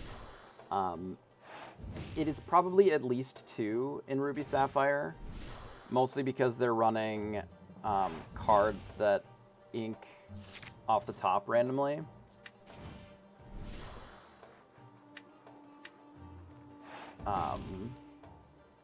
However, I don't actually know the correct amount. Like, it could be more than that, but it is a pretty dead card in multiples. We are at 4-1 with this deck currently. So we can take a look at the deck real quick here. So this is what we're trying today. It's a little bit all over the place. We have gone... Oh, we immediately get an ad break the second that I did this, so I guess we'll wait. Hilarious, though. I didn't even see that it was about to run. Whatever. We'll still talk about it. It is what it is. So basically, here's what we've done. We've run a one-off of a bunch of things. We've cut the castle down. We still would like to have them have to respect the castle. We are not running an overabundance of them. I think 2 Yzma, 2 castles probably may be fine. It is possible that the second Yzma could maybe be a Maldragon. I'm not really sure about these numbers 100%, but it feels okay so far because I like having the extra draw. So we've changed our 1-drops because we've cut the Jiminy to go back to the Teeth and Ambitions.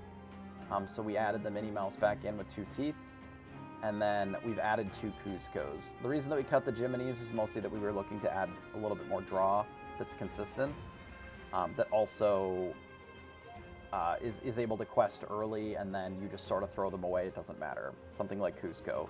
I do think that the Jiminy is still solid, but the cards that we cared about the Jiminy interacting with are not seeing nearly as much play, like the Blue Fairy and such.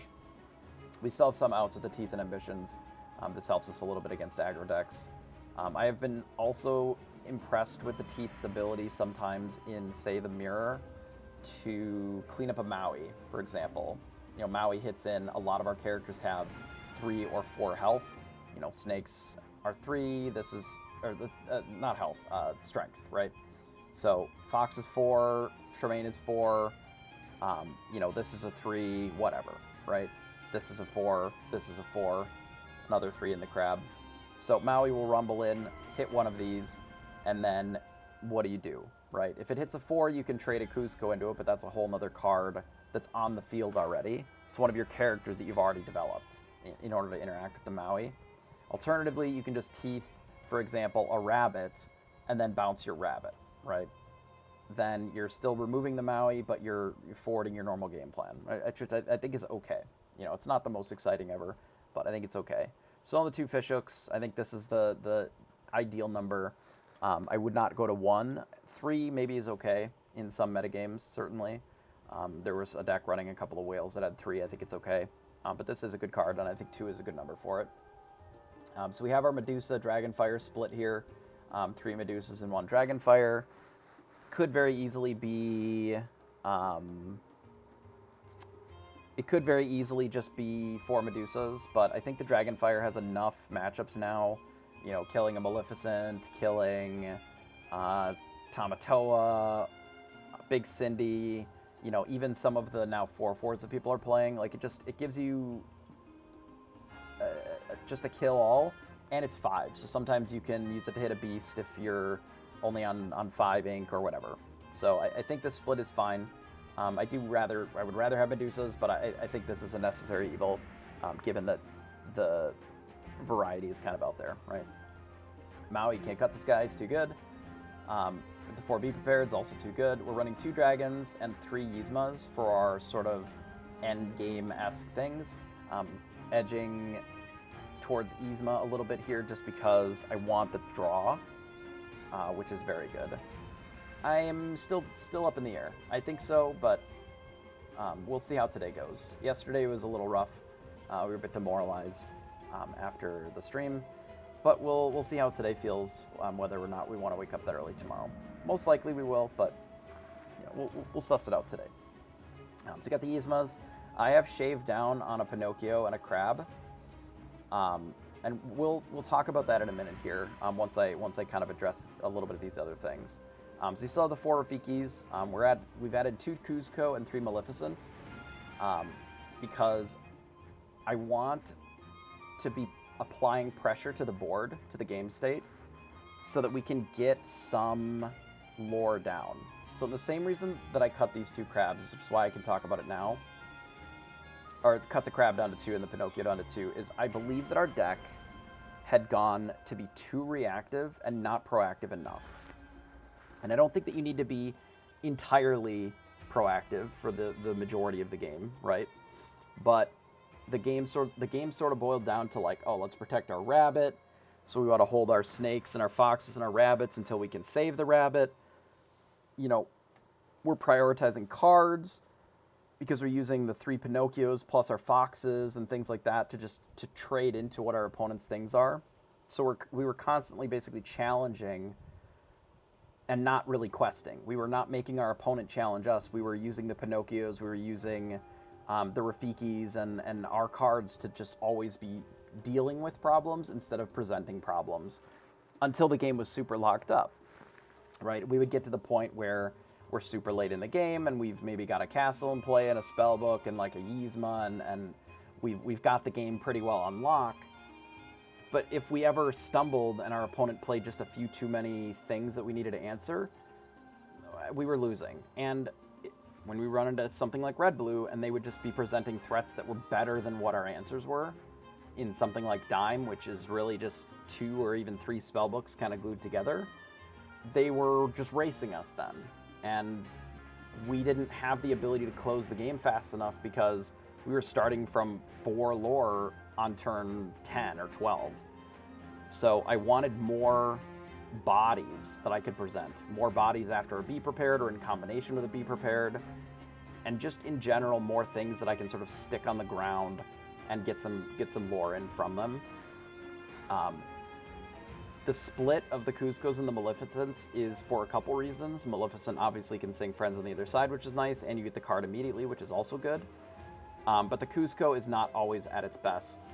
It's almost always easier to ask questions than it is to have the right answers, right? There's always good questions, but there's not always good answers to those questions, right? Playing a threat, maybe they have a great answer. Maybe it's Pinocchio and you just kill their thing, sure. But if they present a goat, you know, we only have a finite number of answers to it. Or if they play Dime and we just don't have the answer, then what? Well, this way we get to just present more threats. And with the Maleficents plus the Kuzcos, it does smooth the deck out a little bit more.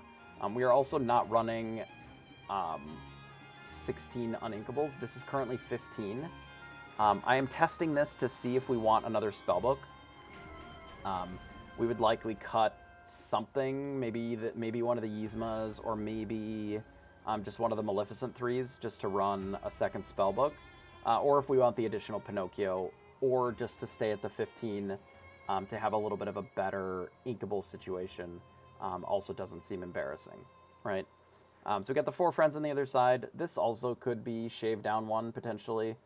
I think it's a good card, but it is also a liability in certain matchups against, obviously, Ursula and things like that. It is a little slow. We'll see. I do like Friends on the Other Side generally, though. Obviously, Fox is amazing. We have the 1 spellbook currently.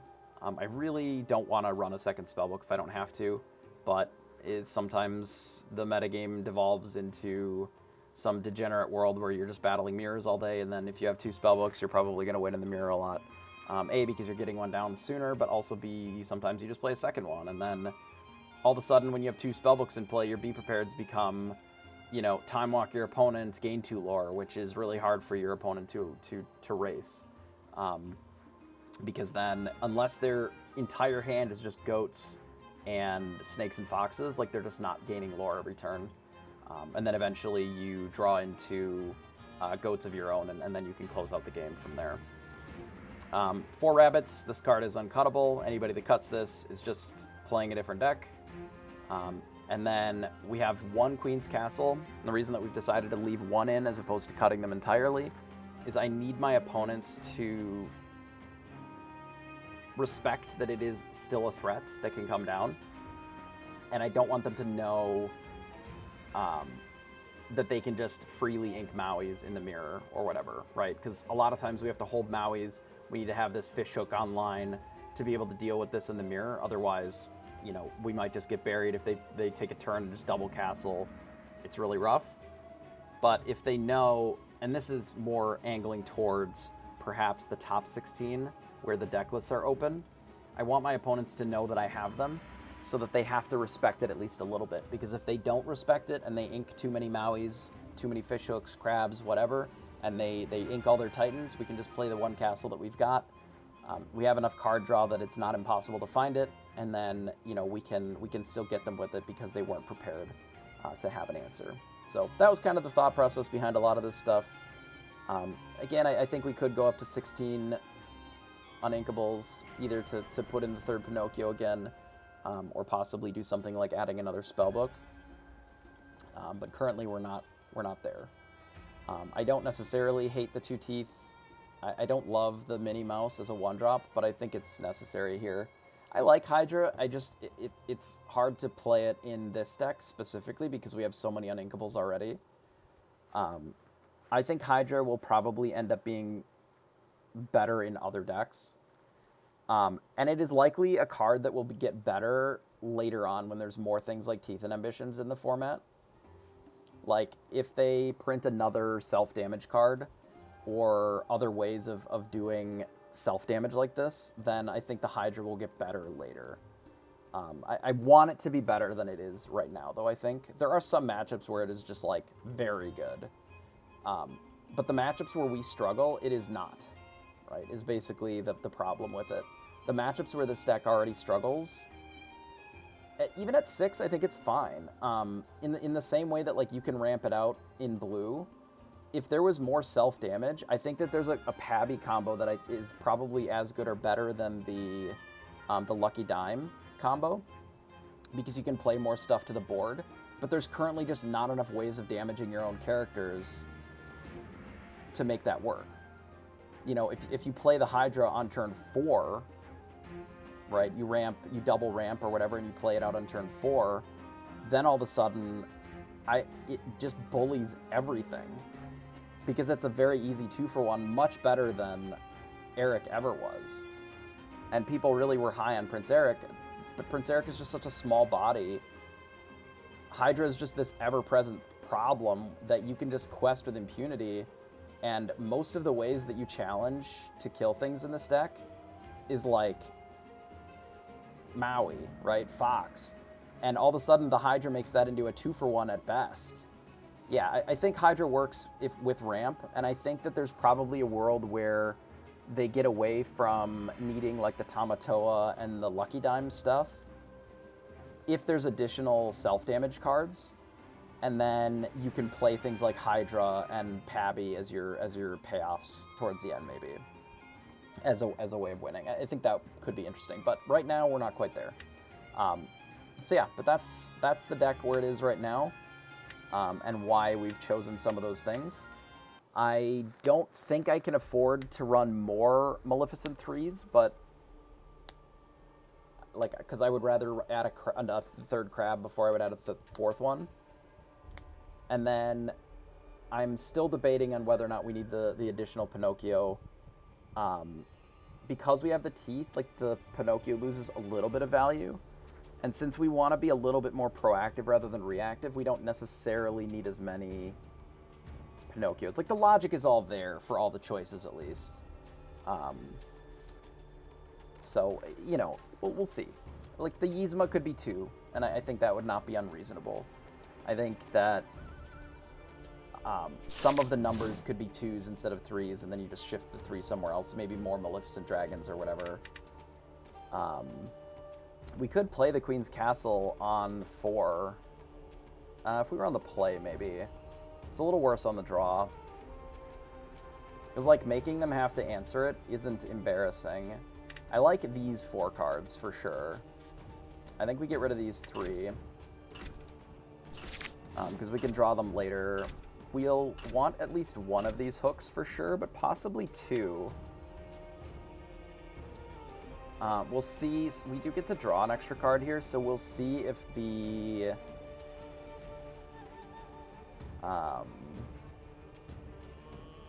we'll see if we can keep both of these hooks and still keep all of our bounce. It looks like that is not the case if we want to play out one of these snakes. And I would like to at least put a little bit of pressure on, so that we can gain some lore, either with Rafiki or Rafiki into snake. I will likely ink one of the either foxes or probably the snake, given the matchup, so that we can bounce this Rafiki, unless we draw a better inkable. So double DYB is fine. They're just setting up their hand. They inked a quill, which means that they likely have another one.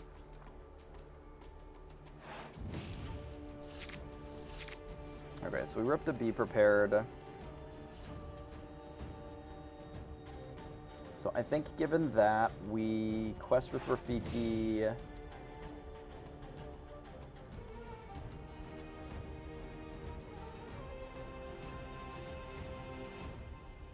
What is our turn? We're inking this next turn and playing the hook, I think. I think I ink a snake. And then we bounce the Rafiki and pass. Which we would have had to have inked next turn, most likely, anyway. If we didn't keep it this way, so I think it's fine. Okay, so they play their quill. They can go up to 5. We ink Rafiki. We play the fish hook. And I would rather that they don't get to Maui this for free, but they can also just Medusa it next turn, so I think we may as well just quest with it. If they Maui it, they Maui it. But if they Medusa it, then that likely uses up one of their Medusas, just to deal with the snake. And then it may allow our rabbit to be safe here for a turn. Because we need the rabbit, ideally, to be safe for a full round. And if they're looking just to Flaversham, I think that's okay. The drawing here doesn't surprise me. If their only item was the quill, they get their ink out of it, and then they just draw what they can. Queen of Hearts, obviously a little late at this point. So I think I quest here. I would like to play the rabbit.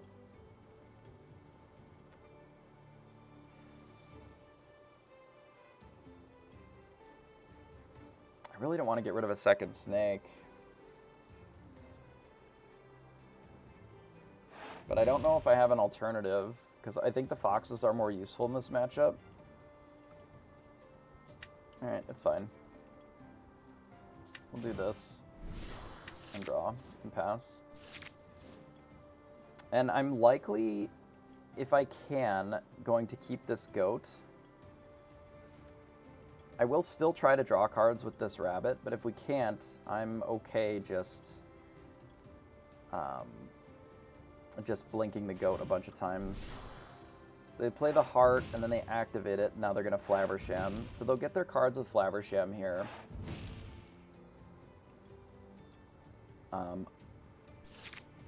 I am not going to attack the Flaversham with either of these. I'm just going to quest with both. And then I'm going to play a fox, and then I'm going to Maui the fish hook the fox, I believe. Because that still allows me to draw the card.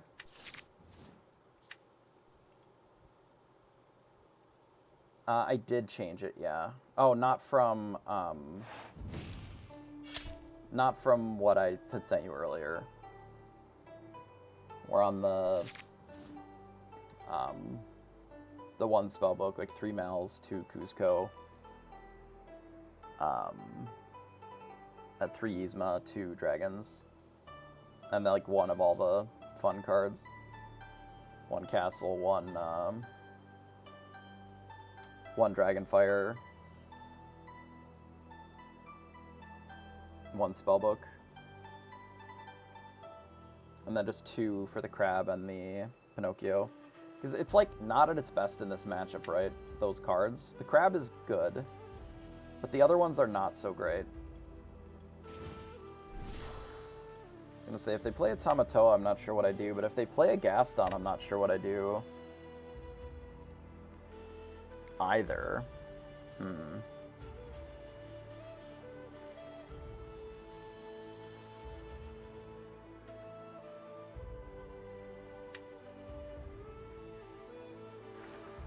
Well, currently we don't have any answers for it, so there's not really much that I can do.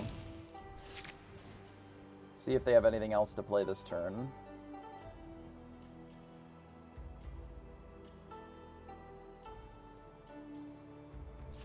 Okay, so they play nothing. I think the play is to ink a Maui. I don't think playing a Maui makes sense. I think I ink a Maui. Take us to 6. We quest with both of these. And then I give this evasive. And then I just play a goat to take us to 8. So if you see, I'm actually like pushing lore with the way that I'm deciding to play the deck now. Like, they can play Dime and go to 7 to keep up with us, but we're able to go to 11 and still kill this next turn. Even more if we decide to bounce the Goat and use Fox to kill the Gaston instead. So we'll see if they decide to, like, be prepared this board or whatever. Because right now they don't have any way of cleanly answering any of these without just trading their Gaston, playing a Maui, and then just like, that's their whole turn, right? So we'll see what they do. If they end up running out something like a Tamatoa, we may be forced to be prep this board on our own. But we'll see. We'll see what they end up playing. Okay, so they play a Maleficent Dragon. I mean, Medusa's okay in this match. They have a decent number of cards that we can still hit, but it's not at its best, for sure. So they kill the Goat. I think we leave this Maleficent Dragon in play, and we just kill this Gaston. And then we Yzma the Snake. Okay, I think we do this. We Yzma Snake. We awkwardly draw the 2 worst cards in our deck here for this exact turn.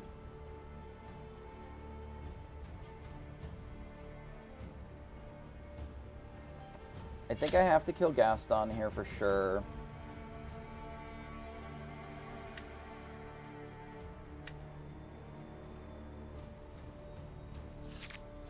I don't love inking Maui here. So if our opponent just plays double this turn, we don't have a great answer for it. Outside of just like maybe trying to race and ignoring it. Okay, so they play Tamatoa. So we likely just have to be prepared, unfortunately.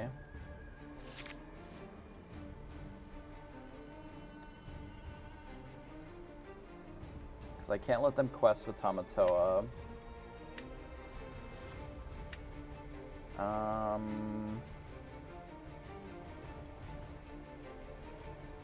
Do I have any alternatives? So they'd gain 2. Let's assume that they play 3 items. This would gain 4. So they'd go up to like 12.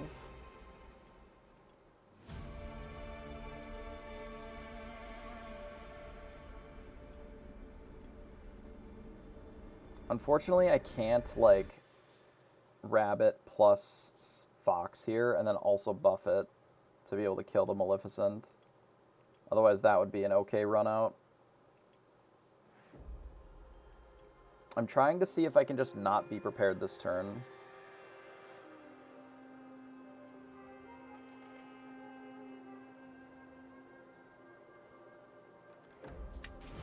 I think it's possible.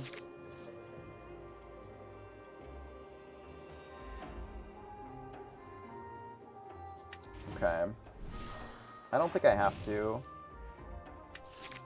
Like, I think I can do this. Quest, and then give this evasive, and then pass. Like, I need to win. The problem is, even if... Okay, they have 6 cards in hand, right? Let's imagine that I be prepared this board, and then they just play Tamatoa and an item next turn. Like, then what? Then I have to just do it again. It doesn't... Like, I'm not winning. Then I'm stuck at 12, and that's it. I have no board anymore, and I don't have enough ink. I don't have enough cards to ink. Like, I'm just losing anyway.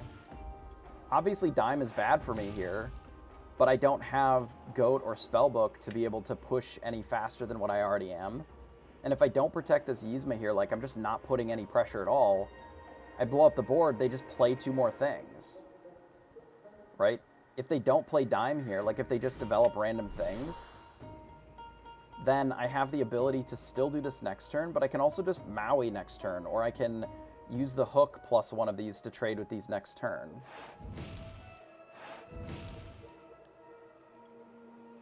Right, like, I can just Maui this Tamatoa now.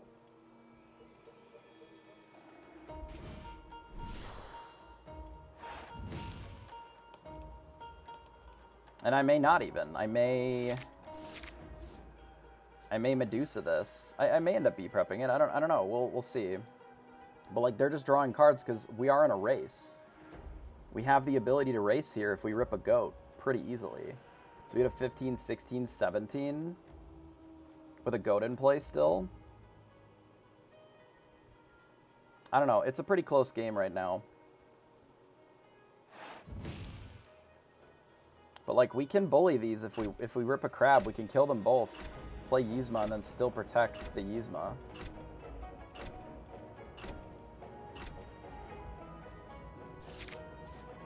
Like, we can also use this as a follow-up after the Be Prepared.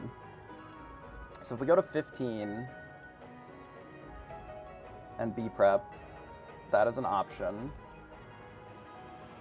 We can also...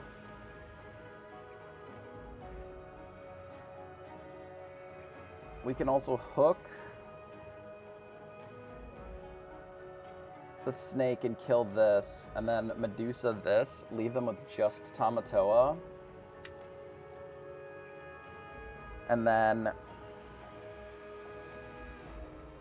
we leave our Yzma unprotected for a turn.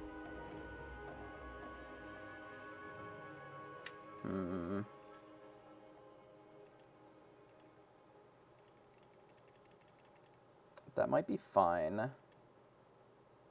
We get a 14 and still kill both of these. We're gonna have to ink something, or do we? I don't necessarily have to ink anything. We can also Maui this and leave them with the Maleficent.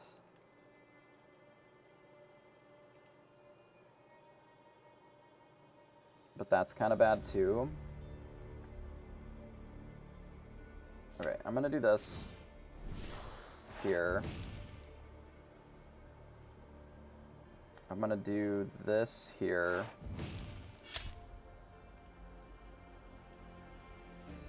And then I'm gonna quest here.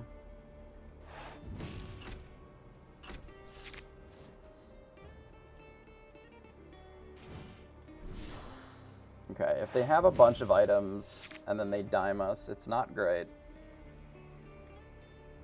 Popsicle was a good rip, for sure. I think they got it off of their Flaversham because they played it from here. They can get us for 3 with this Tamatoa.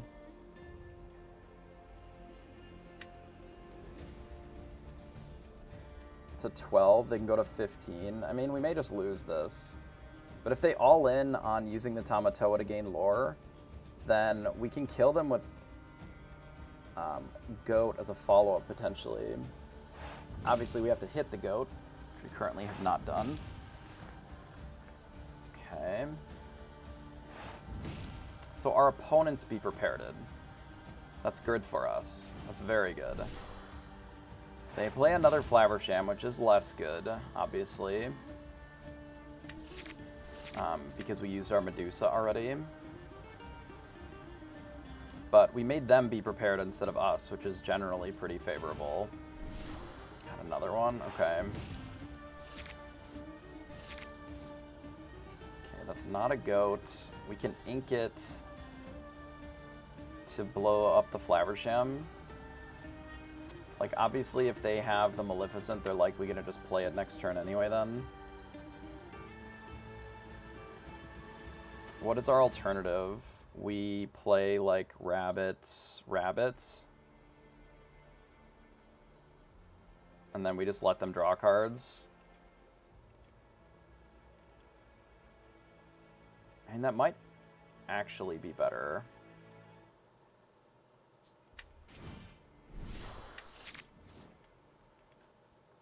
Rabbit. Teeth is not it. My problem is if we play the Maleficent Dragon, just the Monstrous Dragon on its own, our opponent can just play their own Monstrous Dragon, and then that cleans up the entire board immediately, right?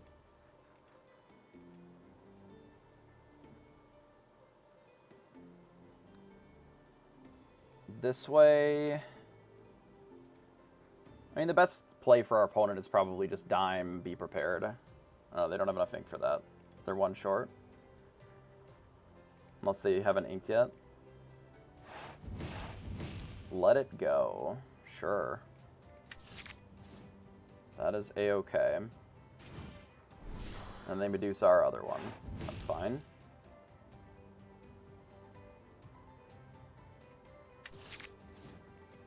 This is a good draw as well.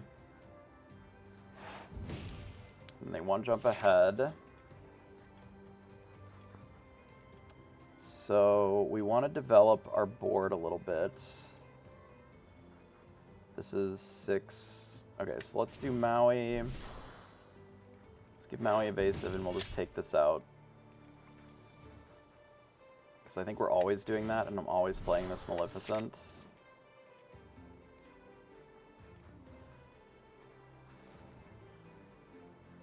I should have cast this first, I guess.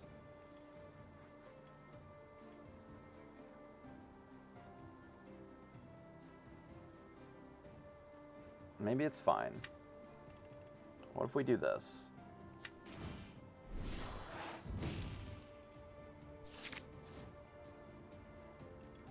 We still can draw an extra card. This can't be Medusa.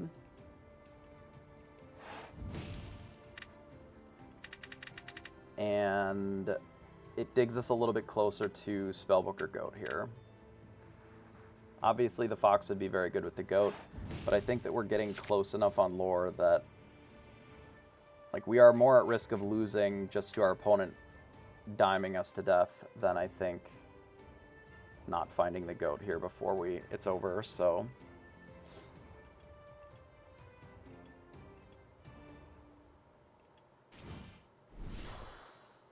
Okay, they play Hades, ink another one of our things. It's fine. Hopefully they play another character. No, they just play dime. Okay, that's bad. Especially given that we have not been drawing particularly well. I believe that we play Be Prepared. And then we have to run out of Maleficent Sorceress. So we found a Goat. So we pass. And we're pretty dead to just a Tamatoa. I don't know if we can really stop that, though.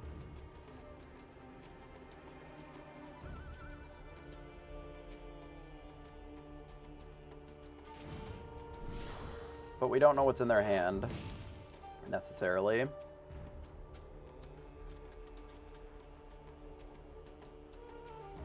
So they play Scar, Queen of Hearts, and then pass. So we can go to 15. B prep.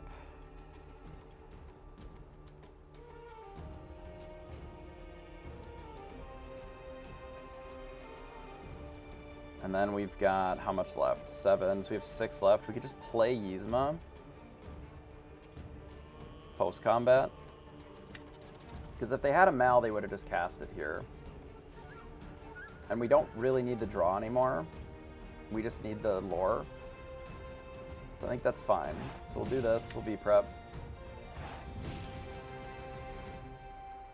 And then I think I just play... Oh wait, I can just play Goat Bounce Goat here if I ink, right?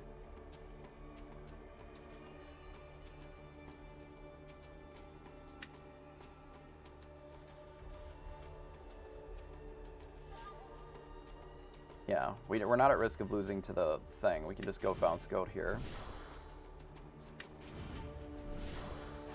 Wouldn't Dragonfire have been better last turn? Yes and no. One of the reasons that I ended up using or keeping the Dragonfire is that there's a turn where I may end up having to like kill their thing and then also do stuff. So a regular bounce would be better for us here, but we can always Yzma, shuffle Goat back in, and then rip Goat again. But it is very risky to take that line. However, we are just dead to any 3 lore gain anyway, if we don't just commit, right?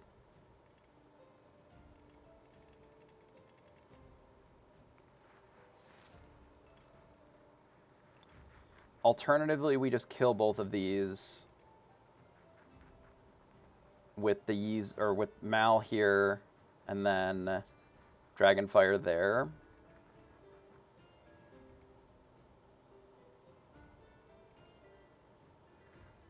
Or I could just be prepared and then play these two. I don't really know what the answer is, unfortunately.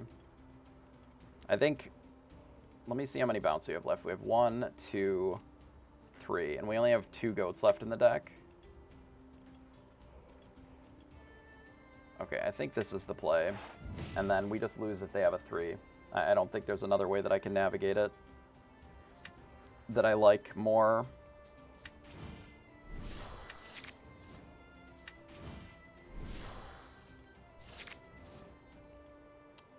If they've got the 3 lore gain, they've got us. They have a Maui and a Fishhook to kill the castle. That's fine. I think we got them. So they are out of lore gaining characters, it seems. Yeah, it's just all Mauis all the time. And they know that we have the goat and the Yzma, or at least the goat. Sweet. So it was a little risky, some of the lines that we took there, certainly.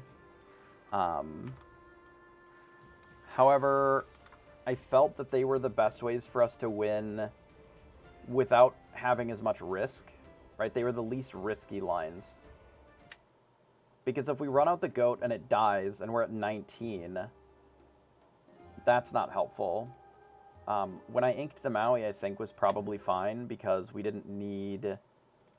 Like, their locations at that point weren't going to be fast enough. Like, we'd be able to win before the location closed. And you got to see where the Mal 3s were pretty good in that matchup. Because we just kept putting bodies on the board. You know, they would blow up the board or whatever. We would play 2 things. We'd play a Maleficent and an Idiot or whatever. So we were able to keep presenting threats kind of every turn. It's possible the turn when we double rabbited, we could have Maleficented in a rabbit, and that might have been okay. But it felt better mana-wise to do it this way, and drawing the extra 2 cards I think was also fine. Oh yeah, absolutely. They actually just have, so it's no different than playing the mirror with spellbooks in it, right? Dime is just a spellbook. It's just a big spellbook. It's 3 spellbooks glued together essentially. So as long as you're aware, like, of that, you can just play in such a way, because you know it's not coming down early, right? You just have to assume that they'll get it at some point. You just have to put enough lore on the table to make it so that they have to keep answering you. Like, it's not great, especially on the draw. It's because they get to ramp so aggressively that, you know, they can play Medusas and just kill your aggression pretty quickly. But so far I've liked this. I mean, like, the locations are still very good, and it's interesting because they keep getting cut, but the more that the locations get removed, the more that you kind of want them. There's just not really anywhere to put them, you know? But as long as you know how to manage them, I guess they're not necessarily for the mirror, the locations. They're okay, but obviously Red is able to deal with the locations pretty well. But there's a lot of matchups that are really normally not great that the locations do pretty well at. A lot of the green steel sort of decks, they have to run a bunch of Titans because their deck just can't compete with the castles on their own. And if they don't have the Titans, they just, like, can't remove the castle, really, because their characters just don't have a lot of power. A lot of 3s and sometimes 4s. So yeah, if they can combine 2 of their, like, 5 and 6 drops together, they can kill the castle. But if that's the board, you just don't have the castle out, right? But if you run this out on your turn 4, it's pretty aggressive, you know? And it makes them have to sort of bend over backwards to remove it. And really, outside of crabs and foxes, like, there's not a great way of removing castle. And not every deck has those, so... let's play a couple more. We are into platinum now, so that's nice. So we've climbed up. We've got 2 more full ranks that we need to climb through, and then master. So I don't remember if you can drop out of master. I assume that you can if you lose enough, but I don't actually remember. Are there floors, or can you fall through? I haven't really done this in a while.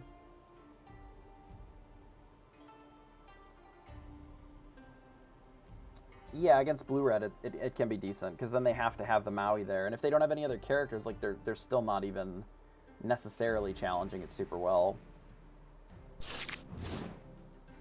So we go first. A hook would be really good in this matchup.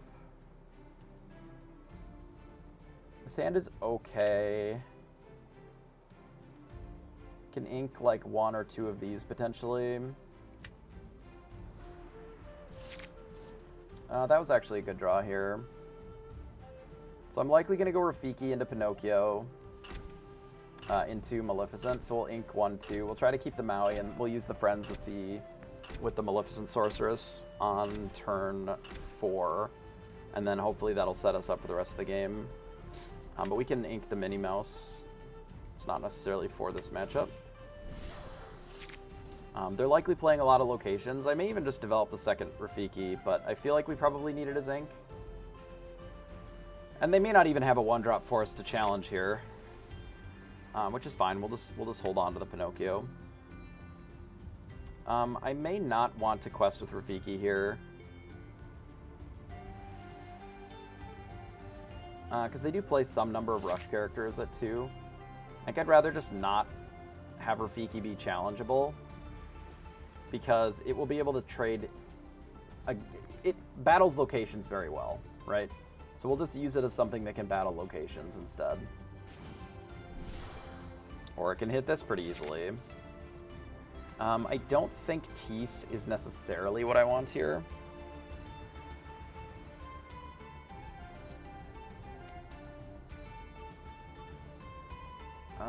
I don't know if this is what I fight, though. I think I can just wait. Like, yeah, I could do Teeth here, and then, like, we don't have to discard a card, but we're going to have to discard a card anyway. So I may as well just develop our board normally, and we can use the Pinocchio to answer it. Like, we'll just use the ink where we've got it. Now that they have the Flynn Rider, it's less likely that they'll want to rush, but they still might. We'll just pass. I'll wait until I can use the Rafiki to actually challenge something, which we can likely do next turn. I'm surprised that they quested with this, actually. Yeah, that's not surprising to me. So we'll draw 2 cards first. So we're going to be playing this rabbit. What are we binning? We should figure that out first.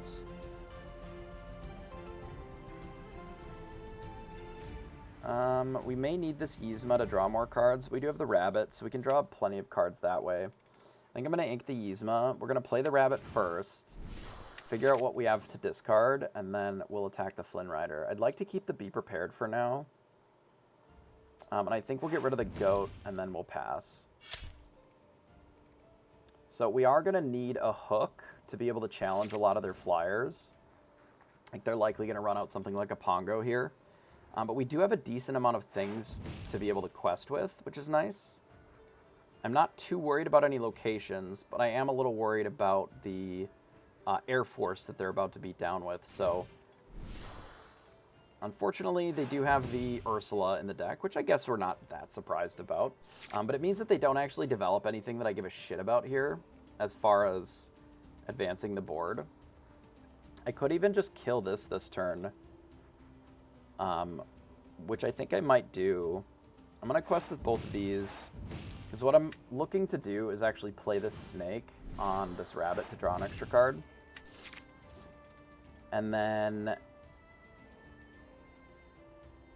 this might actually be good in this match. I don't know if they have a ton of location answers themselves. Maui, maybe. But I think we'll do this, and then we'll just kill here. And then I'm going to get rid of the goat over the Mauis, since they are location heavy. But we may end up using this. Yeah, they're getting rid of their locations, which is not surprising. They might run out Jim here, actually. Okay, so they decide to play a Ray. So we are going to have to more or less race, which is fine. We can either play the rabbit to draw 1 card. I think it's probably better just to develop the castle. And maybe put 2 characters into the castle. So we'll get rid of one of the Mauis. We'll play this. I'm going to put this and I guess the Maleficent into the castle.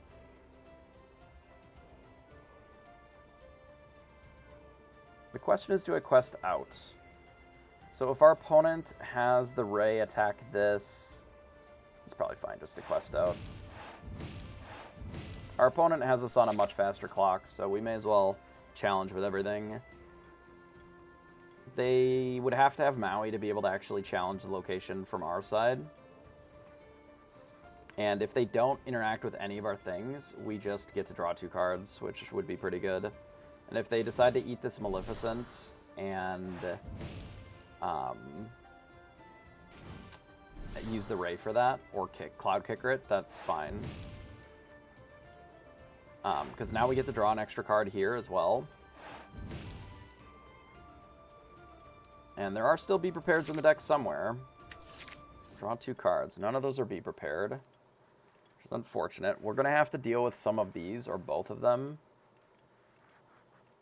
I can't deal with both, but I can deal with one, which I should do for sure.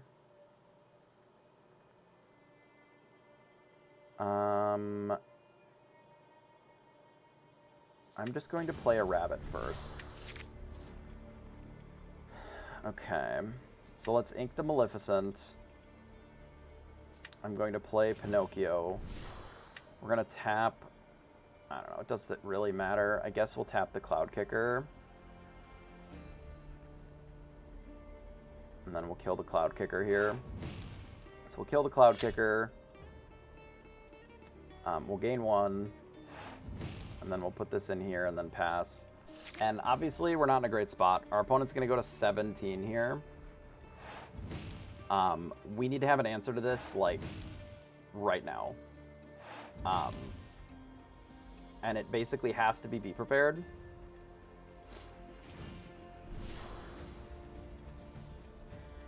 But we do draw 3 cards, so we have a chance.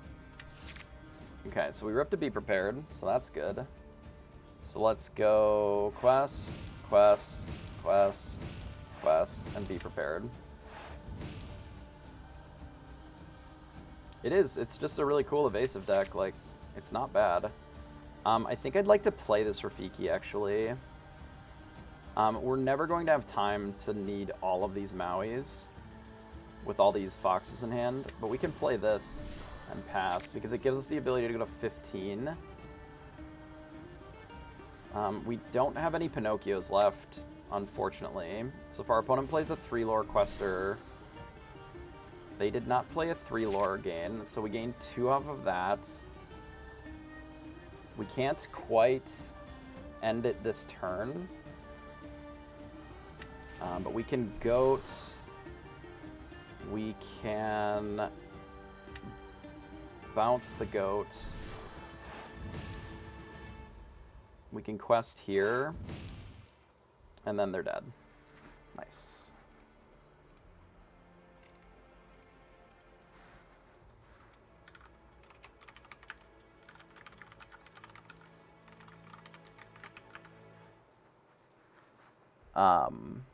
Not too bad. Not my favorite matchup necessarily, but they do have a lot of evasives that are pretty good. And there is actually a decent level of location stuff that you can do in this deck too. Because it is in the color with all of the best sort of location things. You can even play like the Peter Pan that is able to move locations. And then just gain lore, right? A single surfer is one thing, right? They can gain a chunk of lore with a single surfer in the mirror or whatever, which, you know, can be a bit of a beating. But it's the second evasive, you know, that they play that becomes a big problem, right? That deck can very easily do something like Surfer Pongo into Ray, and then if you just don't have an answer, or if you only have Medusa or whatever as an answer, they can very easily kill you. And the deck is cheap too. Like, whether you play Jim or you don't, even with Jim, I think the deck is like $150. And if you just don't play Jims, I think the deck is like $30. It's so cheap. It's a really good one to take to League, or if you have a friend that's looking to get into the game, because it is so incredibly inexpensive to make. As most of the red-green cards that are good, that have evasive, they were in the precon. I'm actually weirdly going to keep this spellbook, I think. Since we're in the mirror, we may as well, even though we're on the draw. I guess I'm going to get rid of these two, though this could be costly if we don't draw ink. This card is at its worst here. I may not run out the Rafiki. We'll see what they play. They play a mini.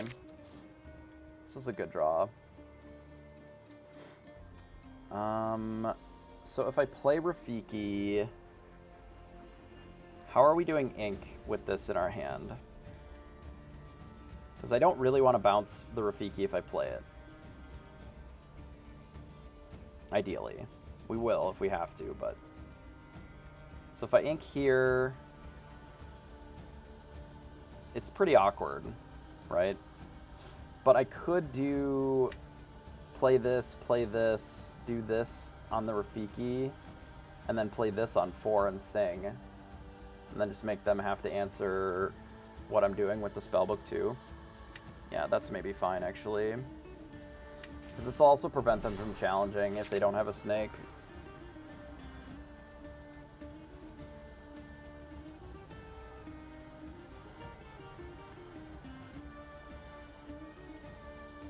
We may have to ink either the fox or one of the Mauis here for this play, though. Which is fine, but just something to be aware of. Yeah, so they didn't have the opportunity to attack here. Obviously, we don't quest. we ink the mini, play out the Cusco, and pass. The reason that we're not questing here is we'll just leave the Rafiki back. We don't need it to get foxed for free. We can jam it next turn if we want, or we can just play out the spellbook so that we can start doing spellbook stuff sooner than later. Okay, so they just stopped to draw 2 cards. I think we're maybe interested in doing the bounce line, given what we drew here. So that we have ink from the Rafiki going forward.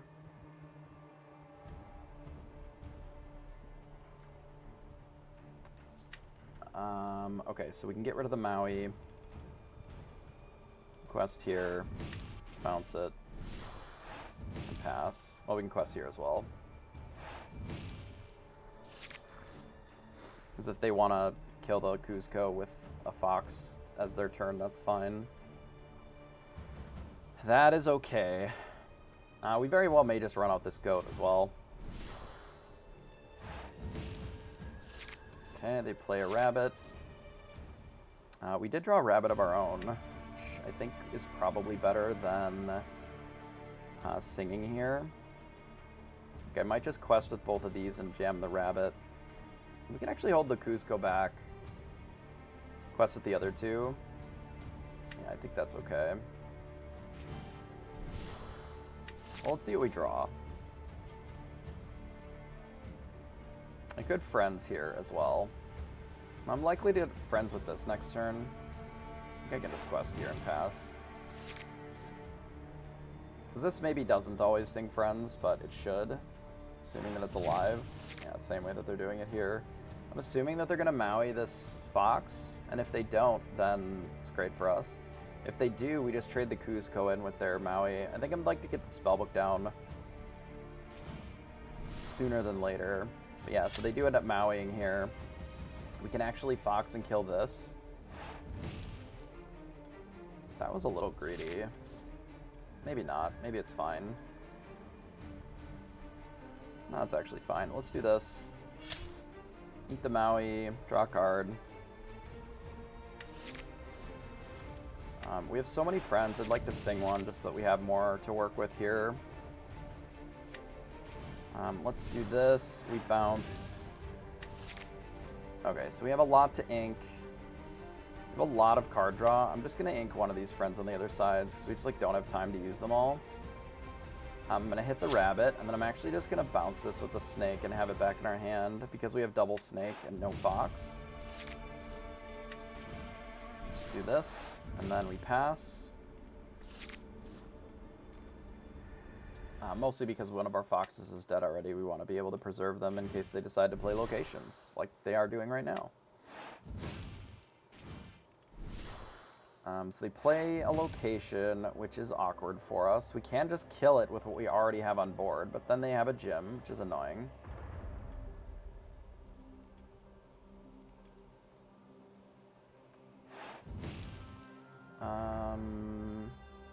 But we can develop our spellbook, maybe.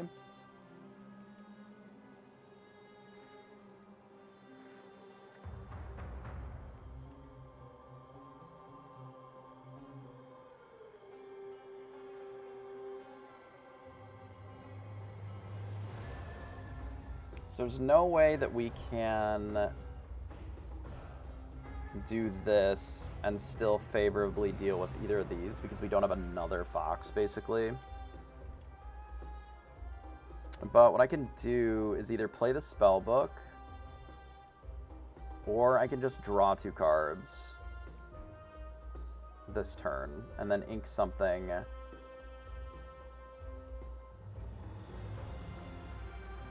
You know what? I'm going to do that. So we draw 2. We can ink 1 goat. That's fine. And this will let us kill another location later, which is nice. So we hit there. We fox it. And then we hit it again. Alright.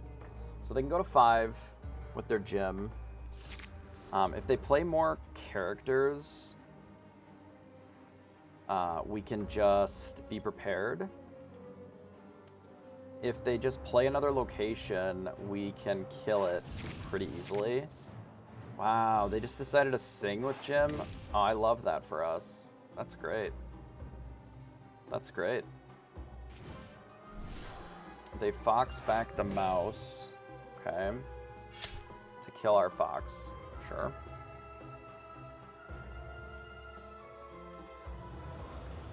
And then they play a fish hook. And they replay the mini. Okay. So I don't want to be prepared this turn.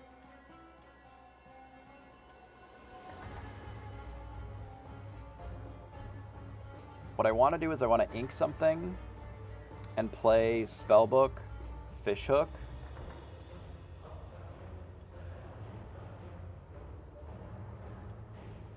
And then I think pass. So unfortunately the only thing in our hand is Goat. That makes sense here.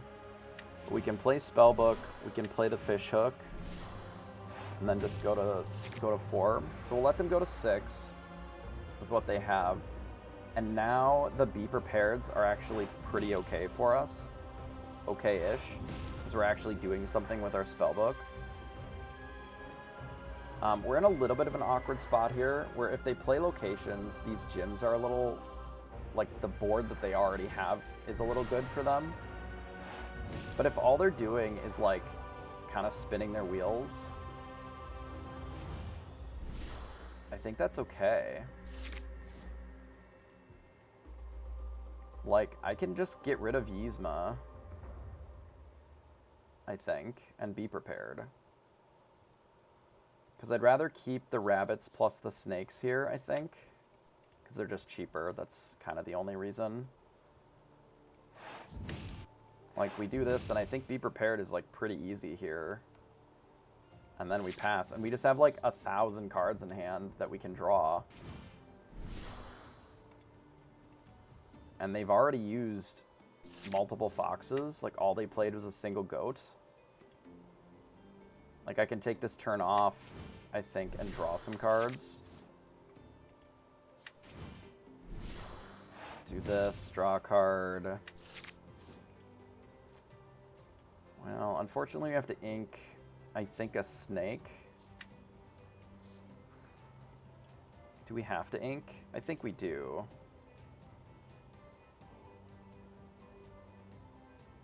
Well, I'm not inking Maui. That's basically the only one that I'm not inking. So then it's just snakes. That's fine. So we'll ink a snake, we'll do this, and then we'll give this evasive, and then we'll pass. And then we have the ability to kill this goat with just the snake directly. We'll see what else they got. I mean, their hand might just be removal. They don't have a lot of cards. Like, they've drawn a lot of cards with friends, but that's basically been the majority of their card draw. They just give this evasive and pass. It's good for us. Yeah, they have a handful of uninkables. I mean, they could be just removal that's better than inking here. Like, they don't have a plan for their ink. And if that's the case, then I'm fine with it. I think we just do this, kill their goat. And then we do this again. We may or may not ink, we'll see. I don't think I play this yet, but we may keep that to play later. Okay, I think I do this, and then I don't think I have to ink here. I can just do this and pass. Like, Be Prepared is actually a playable card when you already have a spellbook in this matchup. Otherwise, it's pretty rough. Like, it feels pretty bad a lot. It's a decent draw for our opponent, for sure. Getting to replay their Maleficent isn't terrible for them here.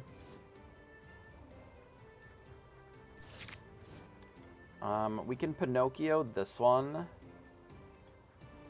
Yeah, I think that's what we're going to do. Because I can gain lore anyway, I'm going to Pinocchio this one, remove it. I'm going to Medusa the other one, and then we'll gain one with our spellbook here. And then just pass. Like, we are slowly getting to the point of killing them.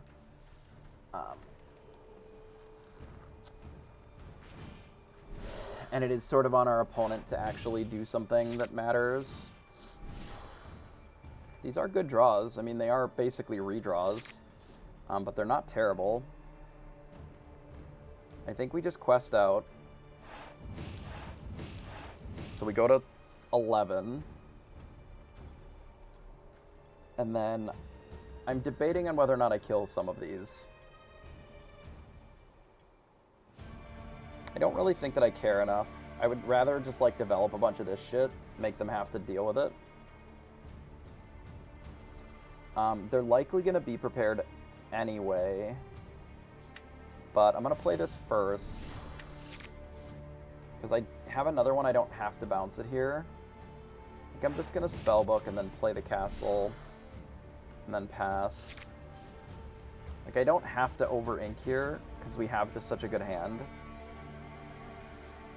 And now our opponent is forced to make a choice. So they can Maui and kill the queen's castle, which is easy enough for them to do, right? They can be prepared and blow up the board, which is also easy enough for them to do, but they can only really do one. And not both. And if they only do one, then we get to keep our castle, and then that's just, like, really bad for them, right? Which makes it good for us, if it's bad for them. So they do that, and then they play out a Rafiki. That's fine. So we go to 14, 15. And then I'm just going to ink the Maleficent, and then play the other Maleficent on the Rafiki, and then pass. So this is a common line that I like to do when I'm in these positions. What is their play now? Either they have to deal with the Maleficent, which gains 2, or they have to deal with the castle, which gains 2. But they're never in a position where they can deal with both, and now they're just dead on board. So our opponent got out to a pretty quick start with the location, but we killed it, and then it wasn't an issue. Which is kind of the way the gym seems to work a lot, which is why I never liked it. The location, I think, is fine. The gym, I think, is unnecessary. It felt okay in that spot. Our opponent could have been at, like, 12 if they didn't draw 2 with their gym and they quested with it instead. I don't know if they necessarily played their hand any better than they could, because they just didn't really draw a lot of things that were good in the mirror, basically.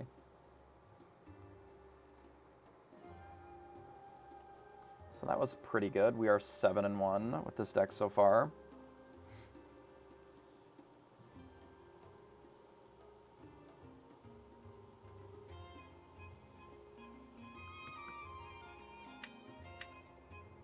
It feels pretty good. It's feeling a lot better than the one yesterday. The Yzma number at 3 feels pretty okay. My only concern is like the Pinocchio at 3 versus 2, which it's at 2 right now.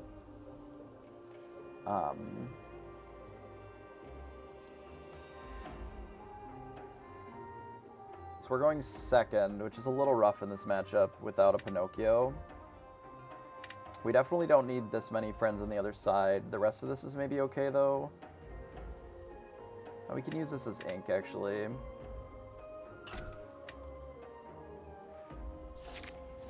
Okay. Even without the... I'm alright, yeah. It is the deck that fits my playstyle the best. And I think that it... So a deck like this is never necessarily the best deck, right? So decks like this are always just pretty okay in a lot of spots, which in general is good enough, right? It maybe doesn't have, you know, an 80-20 matchup against anything. There are a few decks that kind of struggle with it just because it has too much draw card and you just don't have any, but in general, it doesn't necessarily have any absolutely absurd positions, right? Oh my god, are we gonna get Cloud Kickered to the Shadow Realm? We might.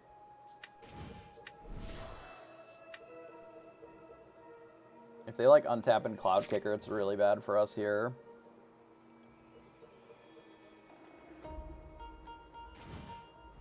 Okay, thank goodness.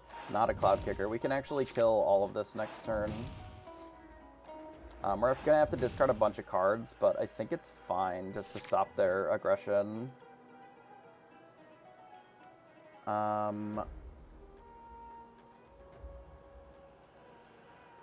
We can even discard the Rafiki. So we can ink Maui. Hit here. Discard Be Prepared. So that they don't make us discard it unnecessarily. And then we Fox, bounce this. And then we hit here, and we can discard the Rafiki, and then pass. So they did gain 2 hits with one of them because of the Befuddle, so they traded Befuddle for 2 lore. It's not bad. It's not, like, insane, but it's not bad. And now we can blank future Befuddles. I see, so they are just going to be all aggro all the time. Which does make this Queen's Castle pretty good, but I don't really think that we have the luxury of Queen's Castling when we need to kind of just develop guys on the board to be able to challenge this. If I can put characters into it, I will like it more. I'm even considering putting the goat down instead of this because it can't be Cloud Kickered. Like, they don't really have an easy way of getting rid of a Merlin goat.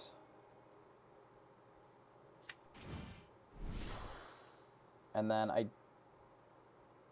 do think I quest here. So the downside to questing is if this is exactly Fox, they go quest here, trade, but that's fine, I think. Because the Maleficent will be untapped anyway. Like, they're gonna get us with that anyway. I think it's better than the rabbit here, but I could be wrong about the goat.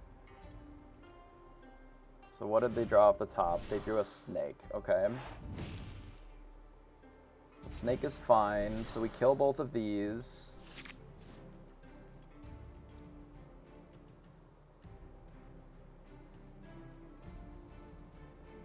Like so. Kill this. Kill this. And then we need something that's able to answer cards that are already in play. So I think I am going to play a rabbit here. I'm going to get rid of the crab, though that could cost us. I am going to get rid of the crab here. A Pinocchio would be a good draw. We do have the Yzma, which we can shuffle things in if we have to. So they do have a Fox here. They're likely going to trade with one of these, but not necessarily. Like, they just leave it untapped, I think would be fine as well. We can use Dragonfire on the Maleficent here.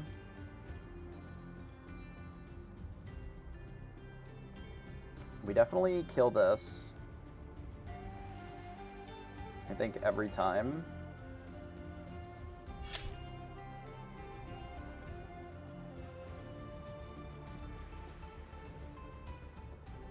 I do think I have to just Dragonfire that. I don't really have much of a choice. Yeah, I think I Dragonfire that. And then I actually think I get rid of this Queen's Castle. Because these are more useful, most likely. And I could be wrong. I just don't know when we're going to be able to play this castle. Like, we have to be answering everything that they're doing for the rest of the game. And at least this lets us draw cards, which I think is important. So they play a rabbit, which is not awesome for us. But if they just quest here, I can goat, and then I can Yzma this. Oh, we drew a Pinocchio. Pinocchio actually doesn't do anything for us here.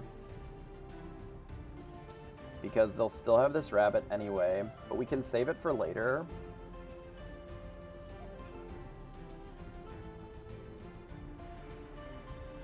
I also have the line of just doing this and replaying it, but I think just drawing a bunch of cards is probably more useful in this spot, unfortunately. Because it can get us into something that can answer the board more cleanly.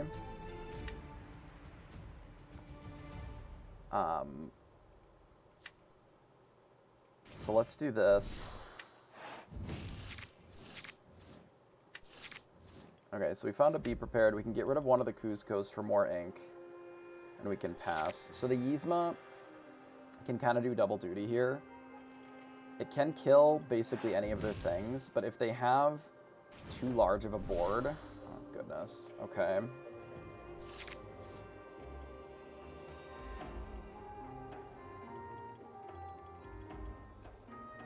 Well, I can't really Yzma this here. And we don't have the luxury of... Ugh, are we just dead? I mean, obviously not this exact turn, but I can't deal with all of this. And what's in their hand is the problem. Like, I can either deal with this or this. I don't want to draw them 2 cards. Yikes. We were on the play or on the draw this game, right? Yeah, unfortunate. We drew this in the wrong order. Okay. So I guess we're gonna have to Be Prepared this. And then just hope that we have enough resources to answer their stuff after this turn.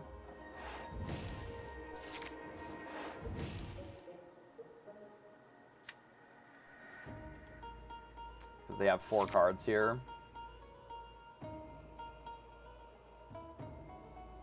If they just play Goat, we concede, right? Because we're just dead.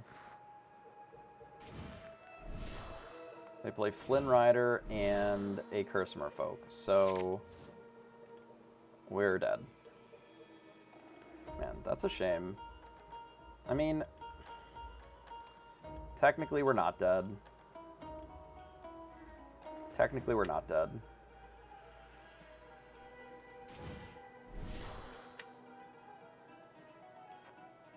Let's put Flynn Rider back in because it's more expensive.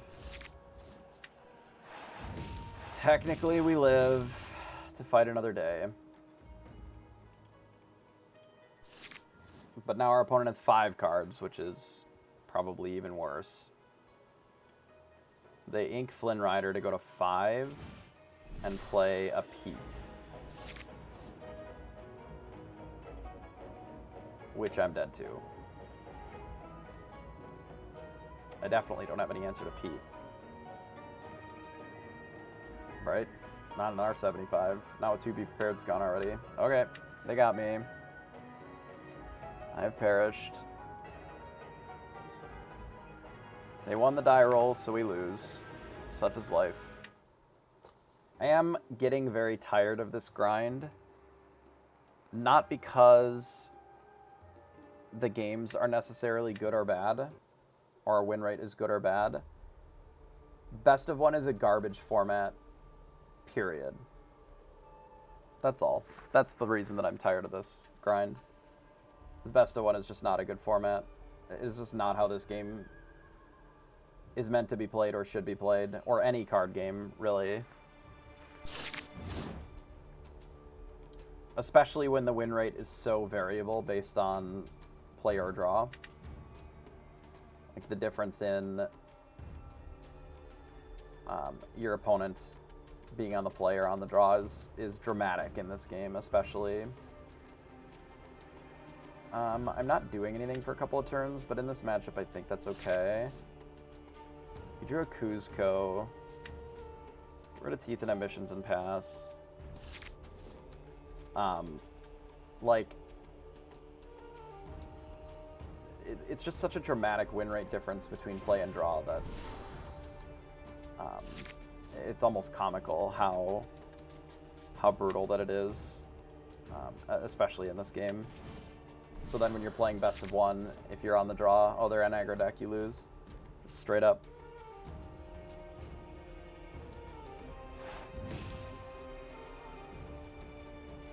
I mean, in best of 3, it's not a problem. It's literally just not even an issue.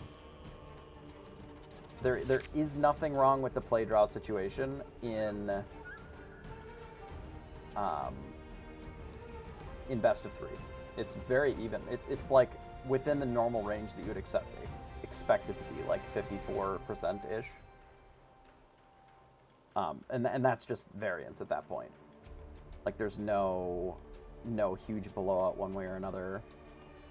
I really want to play this, but I also want to keep the crab, and I also want to keep this. So there's not really like a way for me to do this where I get to keep this sorceress, which kind of sucks.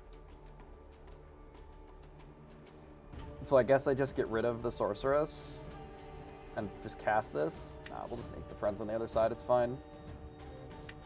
Let's do it this way. And then pass.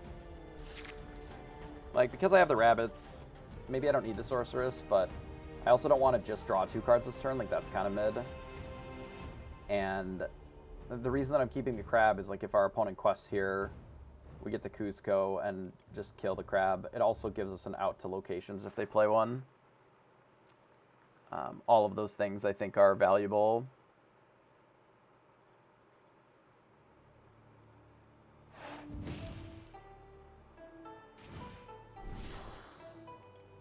So they decide to go all the way up into Fox. That's fine. This is a little unfortunate.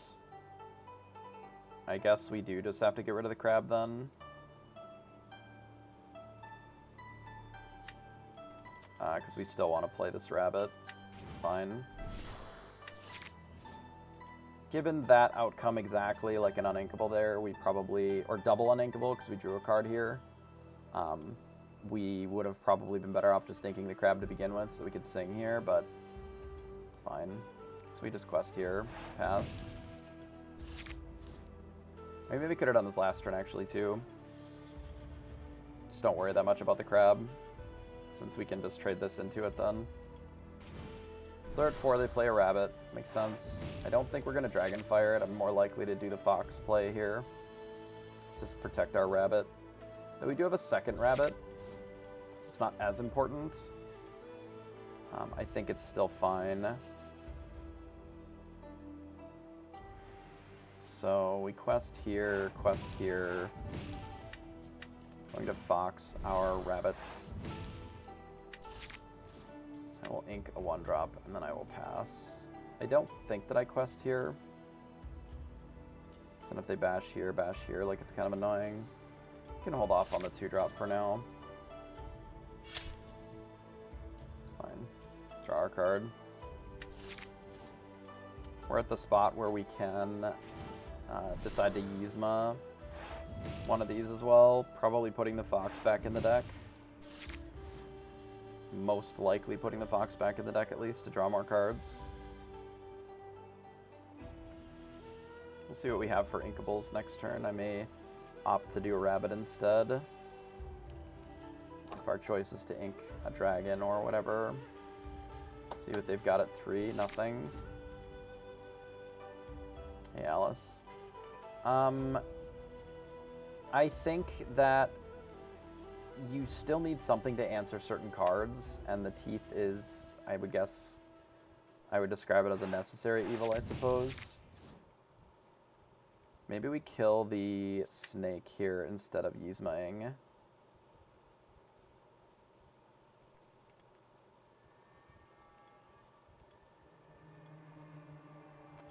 Maybe I don't even care about their snake. I don't really care about their snake. I'd rather just draw cards. Yeah, that's fine. So I'm likely to run this out and probably this or the Fox next turn. We'll see. But I want to get the spellbook in play. Especially since we have this Yzma here too. Like if their play is just to do that and then snake, I'm okay with it. They decide to start questing. Okay. So their rabbit is vulnerable.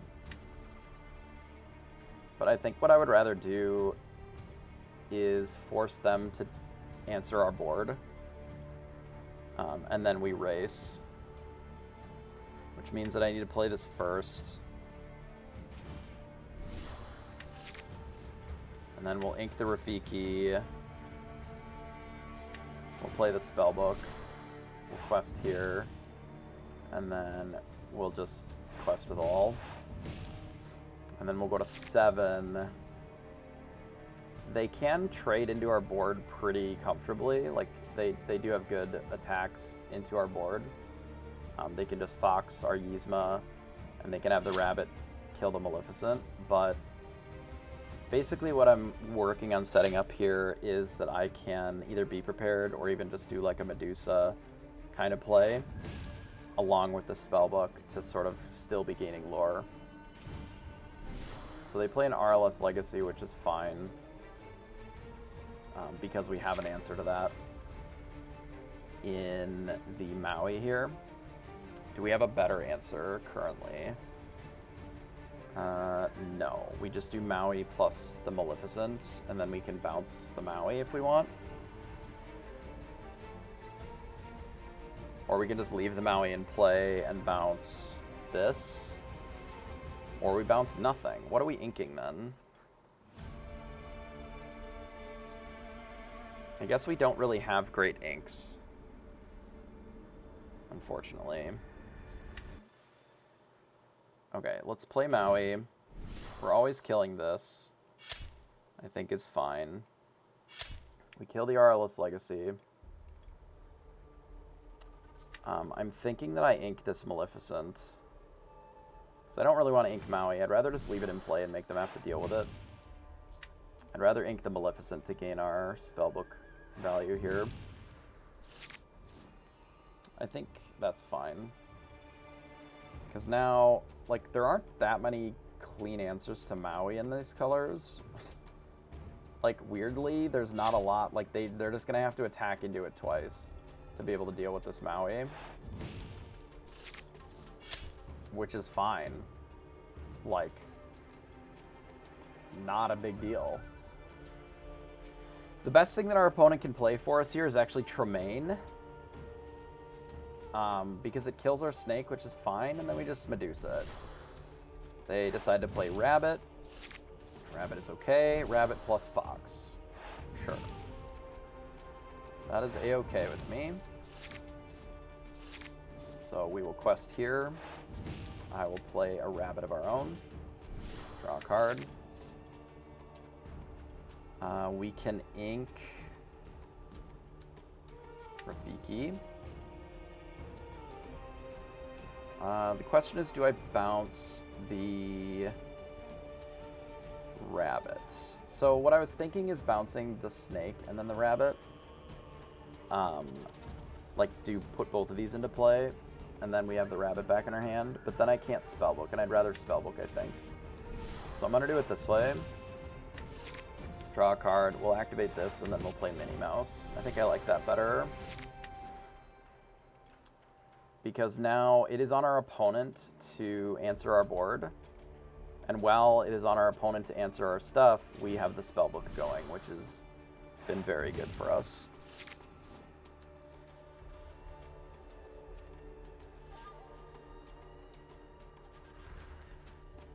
That was a Teeth. Yeah, I mean, I don't think the Teeth is a stellar card, but it's really not for this matchup, right? Okay, so they Maui, and then I suppose they're gonna... Oh, they draw 2 cards. Okay, that's fine. So we're getting to the point where I don't necessarily need to draw that many cards with our things. Like, we don't necessarily need to keep bouncing them. I think I'm more inclined just to quest with both of these. We're going to play a Rabbit. We'll draw. And then I honestly think I'm just going to play another Rabbit. And draw again. And then we'll gain here and then pass. So the reason that I'm just playing the Rabbits is because we have so many. It does get to a point where Protect the Rabbit only matters for the last Rabbit. So when you have one, you want to really be protective of it and make sure that it doesn't get killed. But when you have 3, right, bouncing it back to your hand is just worse than having one of these a lot of times. Because we really just wanted this to draw cards, and then now we just have too many of them. So we may as well just run a couple out. We can get some extra draw, and then it will allow us to use these to do something else later. That's something else. Can be bouncing goats. It can be still bouncing stuff. Like, we can kill this sorceress with our rabbit if we want, but we may not necessarily want to do that. Since they did that, which is a little annoying, we bounce this to the inkwell for sure. So now I don't have the resources to be able to kill the castle and the Tremaine. Like, I'm one short of doing that. I can go to 15. We'll leave the Maleficent. I'll go to 15. And then I can kill the castle by just double foxing, and then we can snake back the fox, maybe. I think that's probably fine. Yeah, so let's quest here. We'll fox. I mean, this may change based on what this draws to. Maui. That actually doesn't change anything for me. It's still just hit here, fox it again, hit here, and then I play this. I don't have any reasonable ink, so I just play this and I do this, I think. And then I pass. And then I let them kill the fox if they want, I don't care. Now that we have the Maui, it's less important. But now we're at 15, which we like. We can use Medusa on this Tremaine. We don't necessarily have to be prepared. Now I want to be prepared, I suppose. We'll see. I mean, we can race the castle on its own.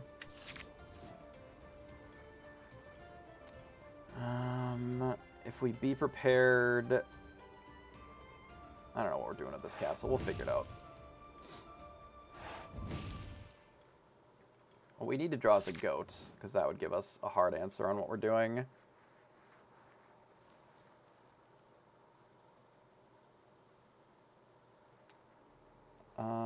Yeah, I mean, I guess it's just be prepared. We leave the castle. And then we don't have any plays. Let's go to 16. I think that's better than playing a rabbit here. Yeah, I think that's better than playing a rabbit. Do I ink any of this?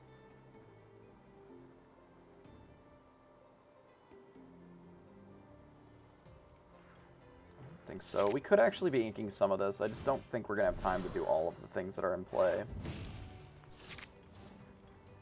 But we might, though. We'll see what they do here. Sorceress. Or the mini.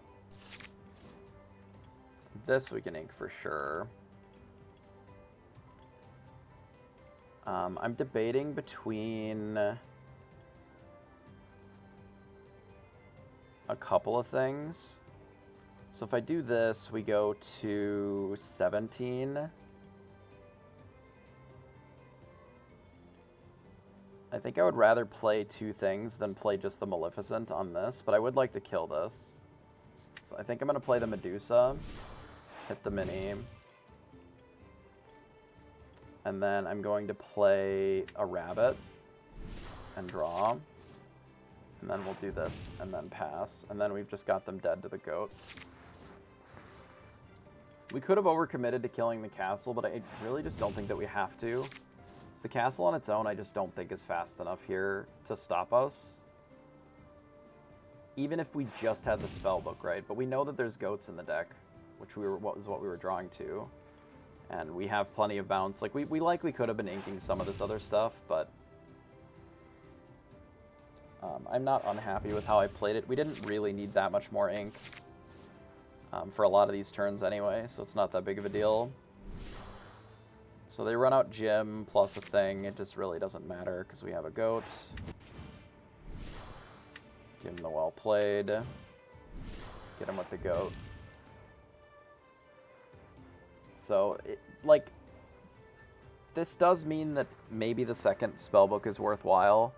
Because every time that we've had a spellbook in play against our RP opponents, we have just bodied them. And it has never been really particularly close when we had the spellbook in play.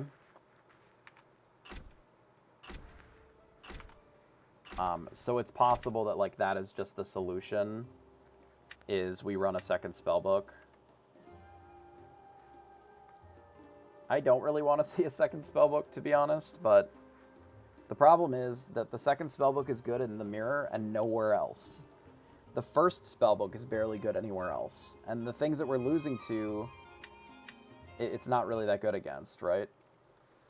And that's why I haven't put it in, because like the things that it's actually good against, we don't fight them that often.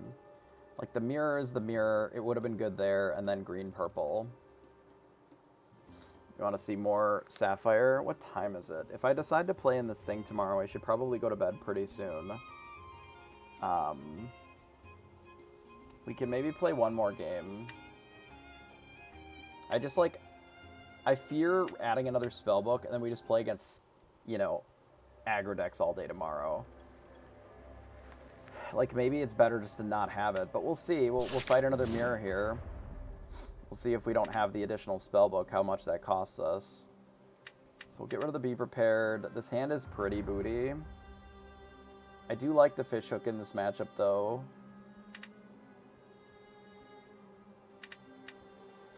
The Yzma is draw, but there's other draw on the deck, so we'll send it back. This hand's a little better.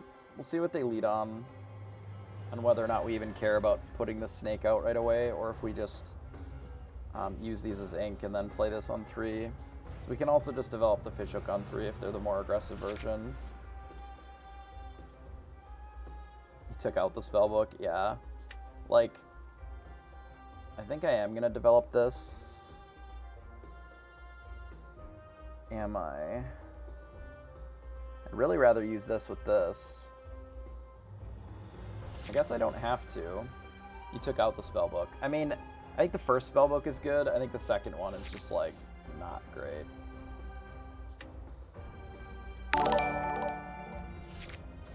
Yeah, I'm at 15 uninkables. It would be going up to 16 with the extra spellbook, which I just think is just, it's just not that good, you know? Alright, we'll get rid of the Maleficent here. Finally, play out our Mal Sorceress and draw and pass. This is going to be one of those kind of slower games. Cloudly, appreciate the follow. This is going to be a bit of a slower game.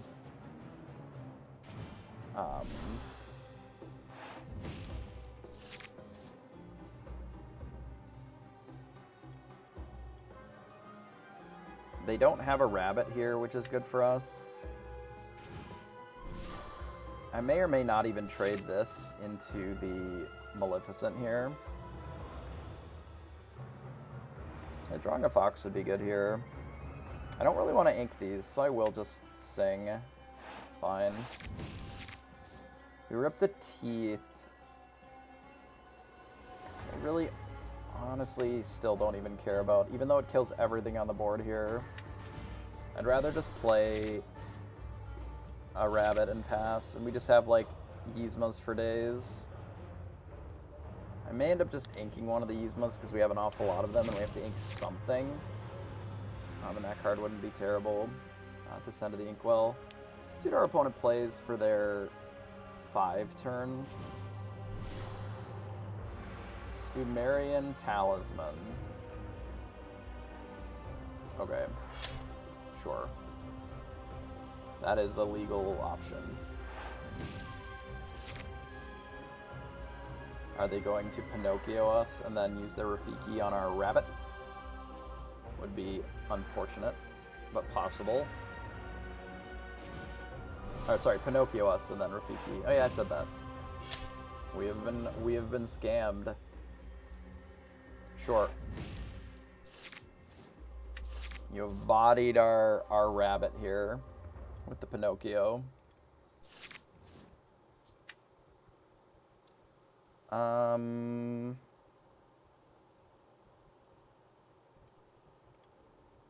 yeah, they are built different for sure. So I am debating on just Mauiing the Maleficent Sorceress here, or just playing the fish hook. I'm just going to play the hook and pass. Their board is not particularly threatening. It's not ideal to just let them quest for 2, but I do have the Medusa as a follow-up next turn as well.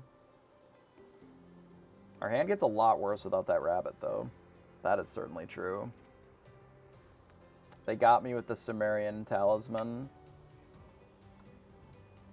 I suppose if you're looking to be the challenge all of your opponent's cards, the Talisman is probably pretty good.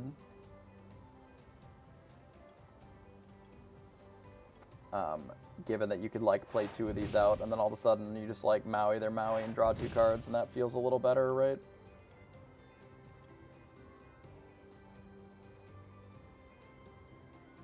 What else have we got? They ink a Maui, and then they snake their rabbit. Okay. They are built different. They've drawn like 1,000 cards over us. I too would root for the underdog. Guess we just do this and pass. I mean, are they the underdog? They are winning the... They won the die roll and they are ahead on board. Does that not make them not the underdog? They are going to Pinocchio my Medusa and then kill my Medusa with their fox. I have been boomed. I am boomed. How to win now.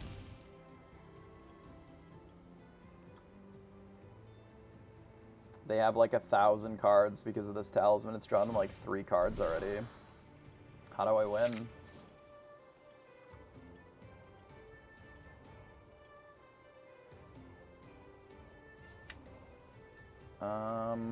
I think I inked there.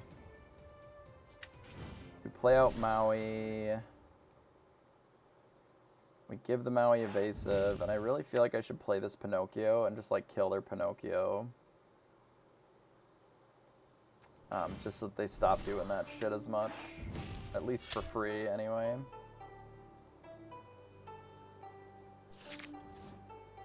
I mean, it's fine. Like, I don't think that the Talisman is great, but if you're already looking at challenging all your opponent's stuff, like, there are worse cards I've ever seen. I just don't think that it's good in, like, blue-red. Because they don't have enough, like... They don't have enough characters on board. Like, they don't have the foxes and stuff that are trading. Like, they're just using, like, their Mauis or whatever. All the rest of their cards are too big. I don't know if I agree with removing their... they ripped the hook. We're dead. They're gonna kill our Maui. Or they're gonna play a crab? How do we win with this crab? Oh my goodness, we're dead.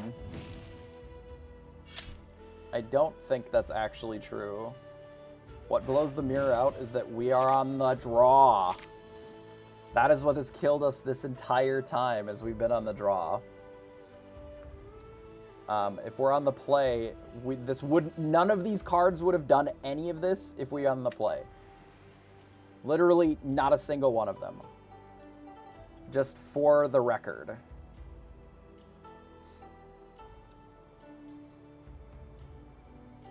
I'm gonna just do this, and I'm debating if I just kill this crab with this fox, or if I just Yzma my thing and draw 2 cards. I feel like I just want to Yzma my thing and draw 2 cards.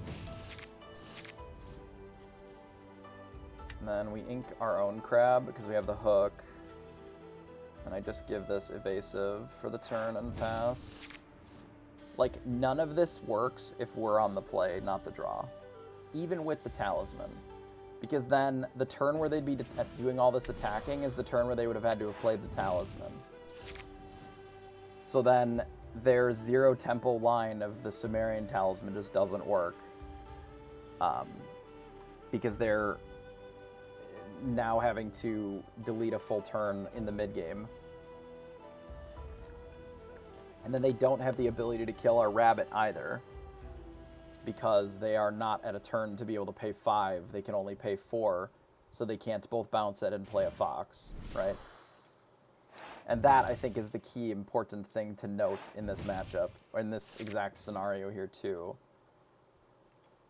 is you have to have a lot of those pieces, otherwise it just doesn't really work, right? Do I think that the card is bad here? No, it looks all right.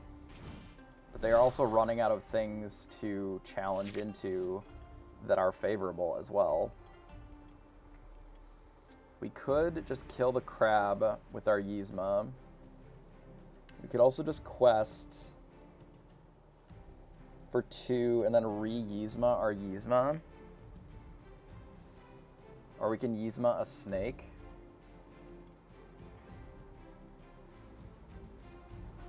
Maybe Yzma-ing the snake would be good. Oh, yeah, I was thinking about Yzma-ing the Yzma. Yeah, we could do that. I mean, killing their thing isn't great, because they keep playing guys, but maybe that's fine. Yeah, you might be right. My only concern now is if they rip a Pinocchio, like, it's really awkward. I think this is okay.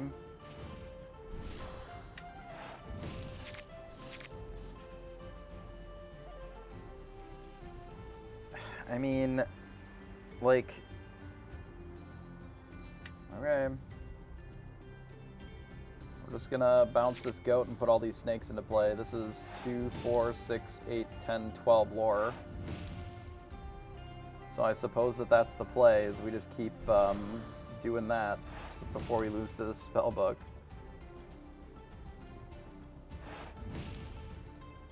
They give evasive there. Okay. So, play this. Play this. Bounce it. And then we give this evasive. And then I think I just kill the board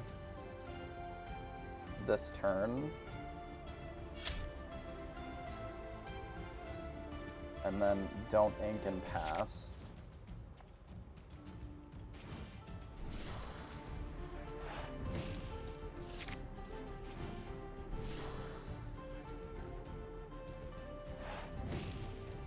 I would expect them to do this to kill the Yzma, but I could be surprised.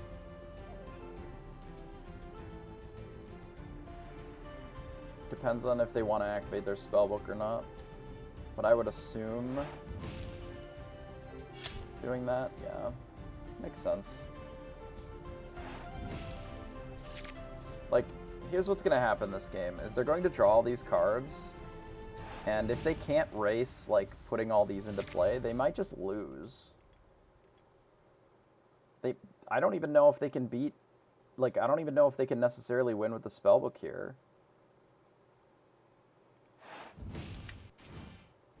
Play the goat. We bounce this. And then we bounce this. And then I pass.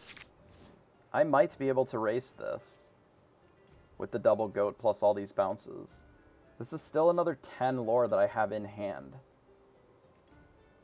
It will be close because they've already gained so much. If we were on the play, I think we certainly could win the race here. But on the draw, we might not be able to play these fast enough, basically. They ink a castle. That's surprising. Oh, because they have a goat, of course. Yeah, I don't know if I can close before they can kill me, is the problem.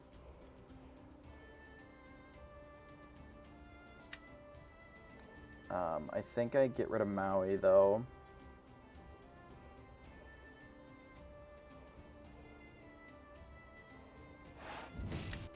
We do this.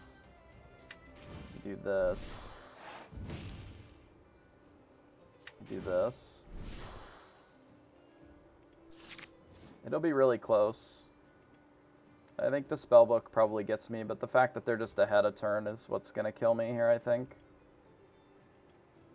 Because if they're not ahead a turn, I feel like we can actually race them with this many goats. Because Be Prepared is good here. Nah, Be Prepared probably kills us because we don't get to gain the extra lore from the snakes and foxes. I think that's going to get us. And they also get to play another rabbit, sure. So I assume that they'll have an answer to this. But we make them use it, I suppose. Do this, bounce the goat. Play this and pass. Enabled so many cards. I hate being on the draw in this matchup, dude. It's so dumb.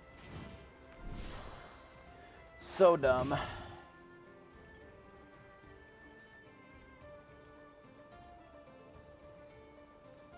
You're just like an entire turn behind. How do you ever win?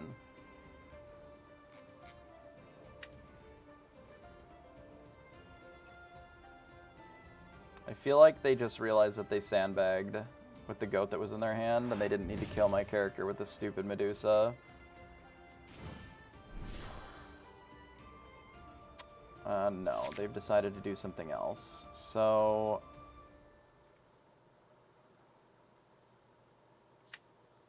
I guess I do this. And then I just lose to them killing this goat.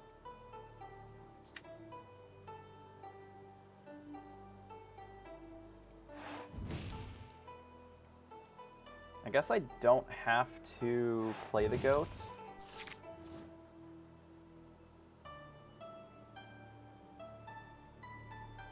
It's the same whether I play the goat or I don't play the goat.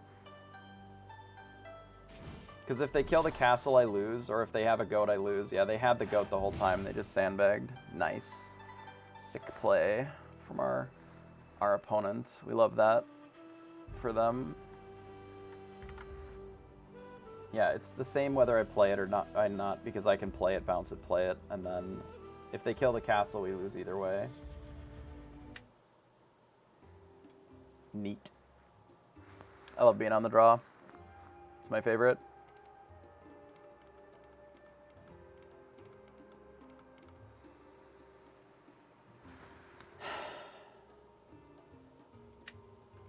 Yeah, it's not spellbook that gets us there. It's being on the draw. 100%. Literally every play that was made that game was because they were on the play and not the draw. Because they had action and we didn't. They were able to have the initiative the entire time. Every play that we make is not just an ink behind, but the bounce Pinocchio Fox play only works if you're on 5, not 4. You know, like a lot of these very specific breakpoints only work if you're on the play. Like they played a Medusa on 6, which was our turn 5. So we developed a thing and then they just Medusa'd it, right? Those things don't really happen when you're on the play. So this is the problem with play draw, specifically in best of 1, realistically. Like it isn't as bad in fucking not best of 1 because you have the opportunity to be on the draw and on the play every game, every match at least once. And then the third game, you at the very least, even if you were on the draw in game 1 and you win game 2 on the play, you have a second opportunity to have a different or better hand to try and overcome the difference, right? You get to play 2 40% games instead of 1, which I think is what's important. Because if you only get one opportunity to play from behind, you might just lose because they have a great run out and then they kill you. Straight up, that's it. That's what happened. And then you don't have the opportunity to play anymore because you just are dead. That's the whole game. There is no, oh, let's run it back with a different set of information. Now I have an idea of how to mulligan better or different breakpoints. You just lose. And that is the reason that there's such a huge discrepancy between play and draw in the best of one category. If you actually go over and look at the best of three, the numbers are a lot closer. You know, you're looking at something like 54-ish, which is more reasonable than the 64 or whatever it is for best of one. Helps a little bit that you can see their colors, I guess, but even that, you know, you look at a game like this, and every single turn that happened, we were getting pushed around because,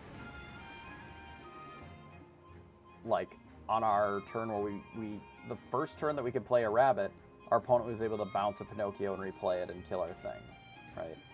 On the turn where we played something that was a 3, they were able to play Medusa and kill it because we were only on 5.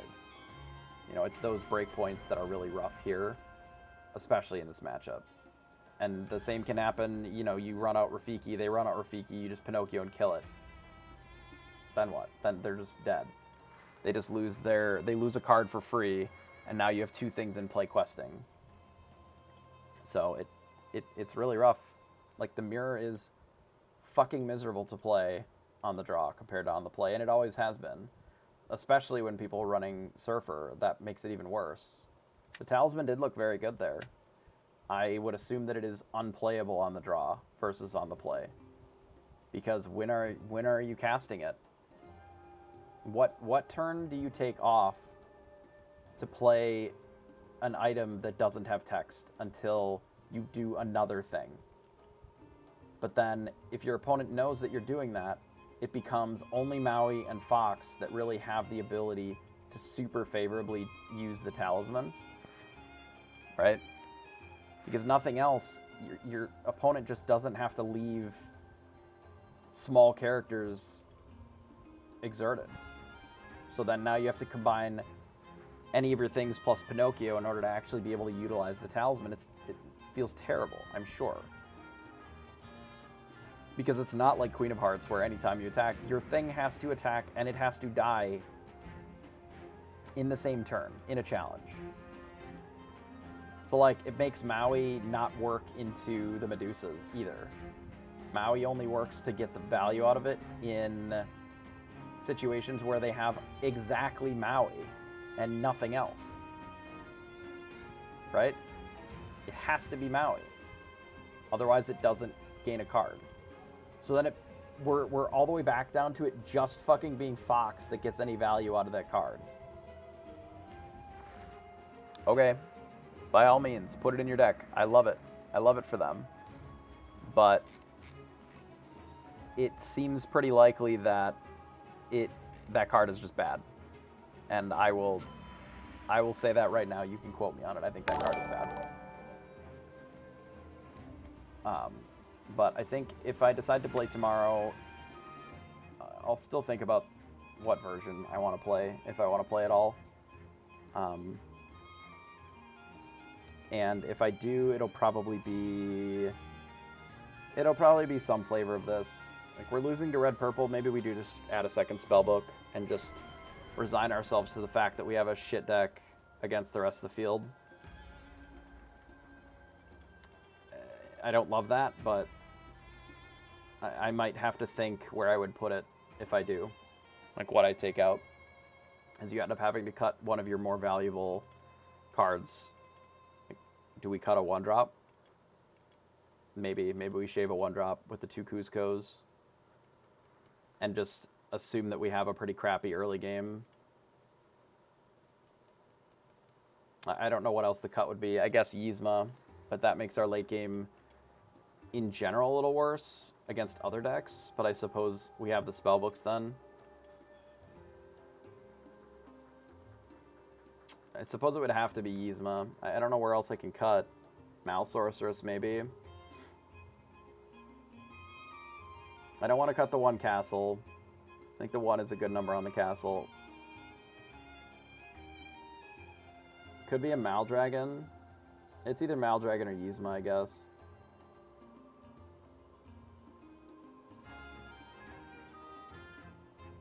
for the second spellbook.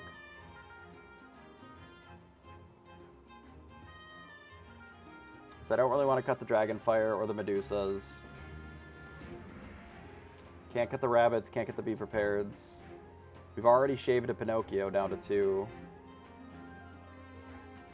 which doesn't feel great. I don't think I can shave the crabs anymore. And I have to leave some number of teeth in. So, like, we're down to... I don't think it's ever goat. I don't think it's ever goat. Because, like, Spellbook is great, but this is the card that allows you to actually close out the game. And this card, just as a 4/3, is good in a lot of spots. Like, Spellbook gets you through the mid-game on lore, but the goat is what allows you to actually close the game a lot of the time. Because you get into it, like, once you play a Spellbook, especially in the mirror, the game is literally just a race. Because it is up to your opponent then to figure out how to win before you kill them with the Spellbook. So then they end up playing a lot of goats, so you have to play goats to also keep up with it, because the Spellbook on its own doesn't necessarily beat them then. And if you are digging for goats and you can't find them, like, then it becomes an issue, right? It's one of these 2 cards, I think. So it's probably the Yzma then, because it's the more expensive one.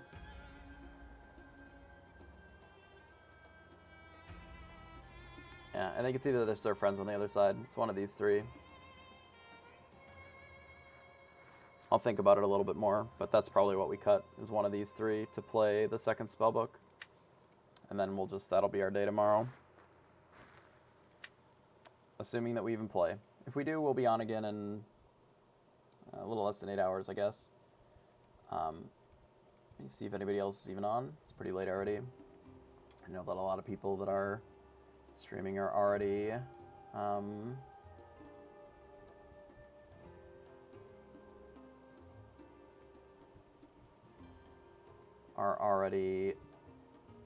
on site at the 8K.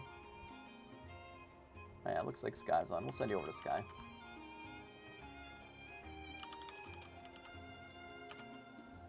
Alright, I'll send you over there. Thanks everybody for watching. We did climb a little bit. Obviously, we lost the last couple there. One was to a slightly more aggressive red-purple when we were on the draw. One was to a green-purple when we were on the draw. So, I mean, win the die roll. Be luckier, right? Yeah, I'll see everybody next time. Oh, yeah, I was going to do this, just to see where we're at. We are just in platinum, so...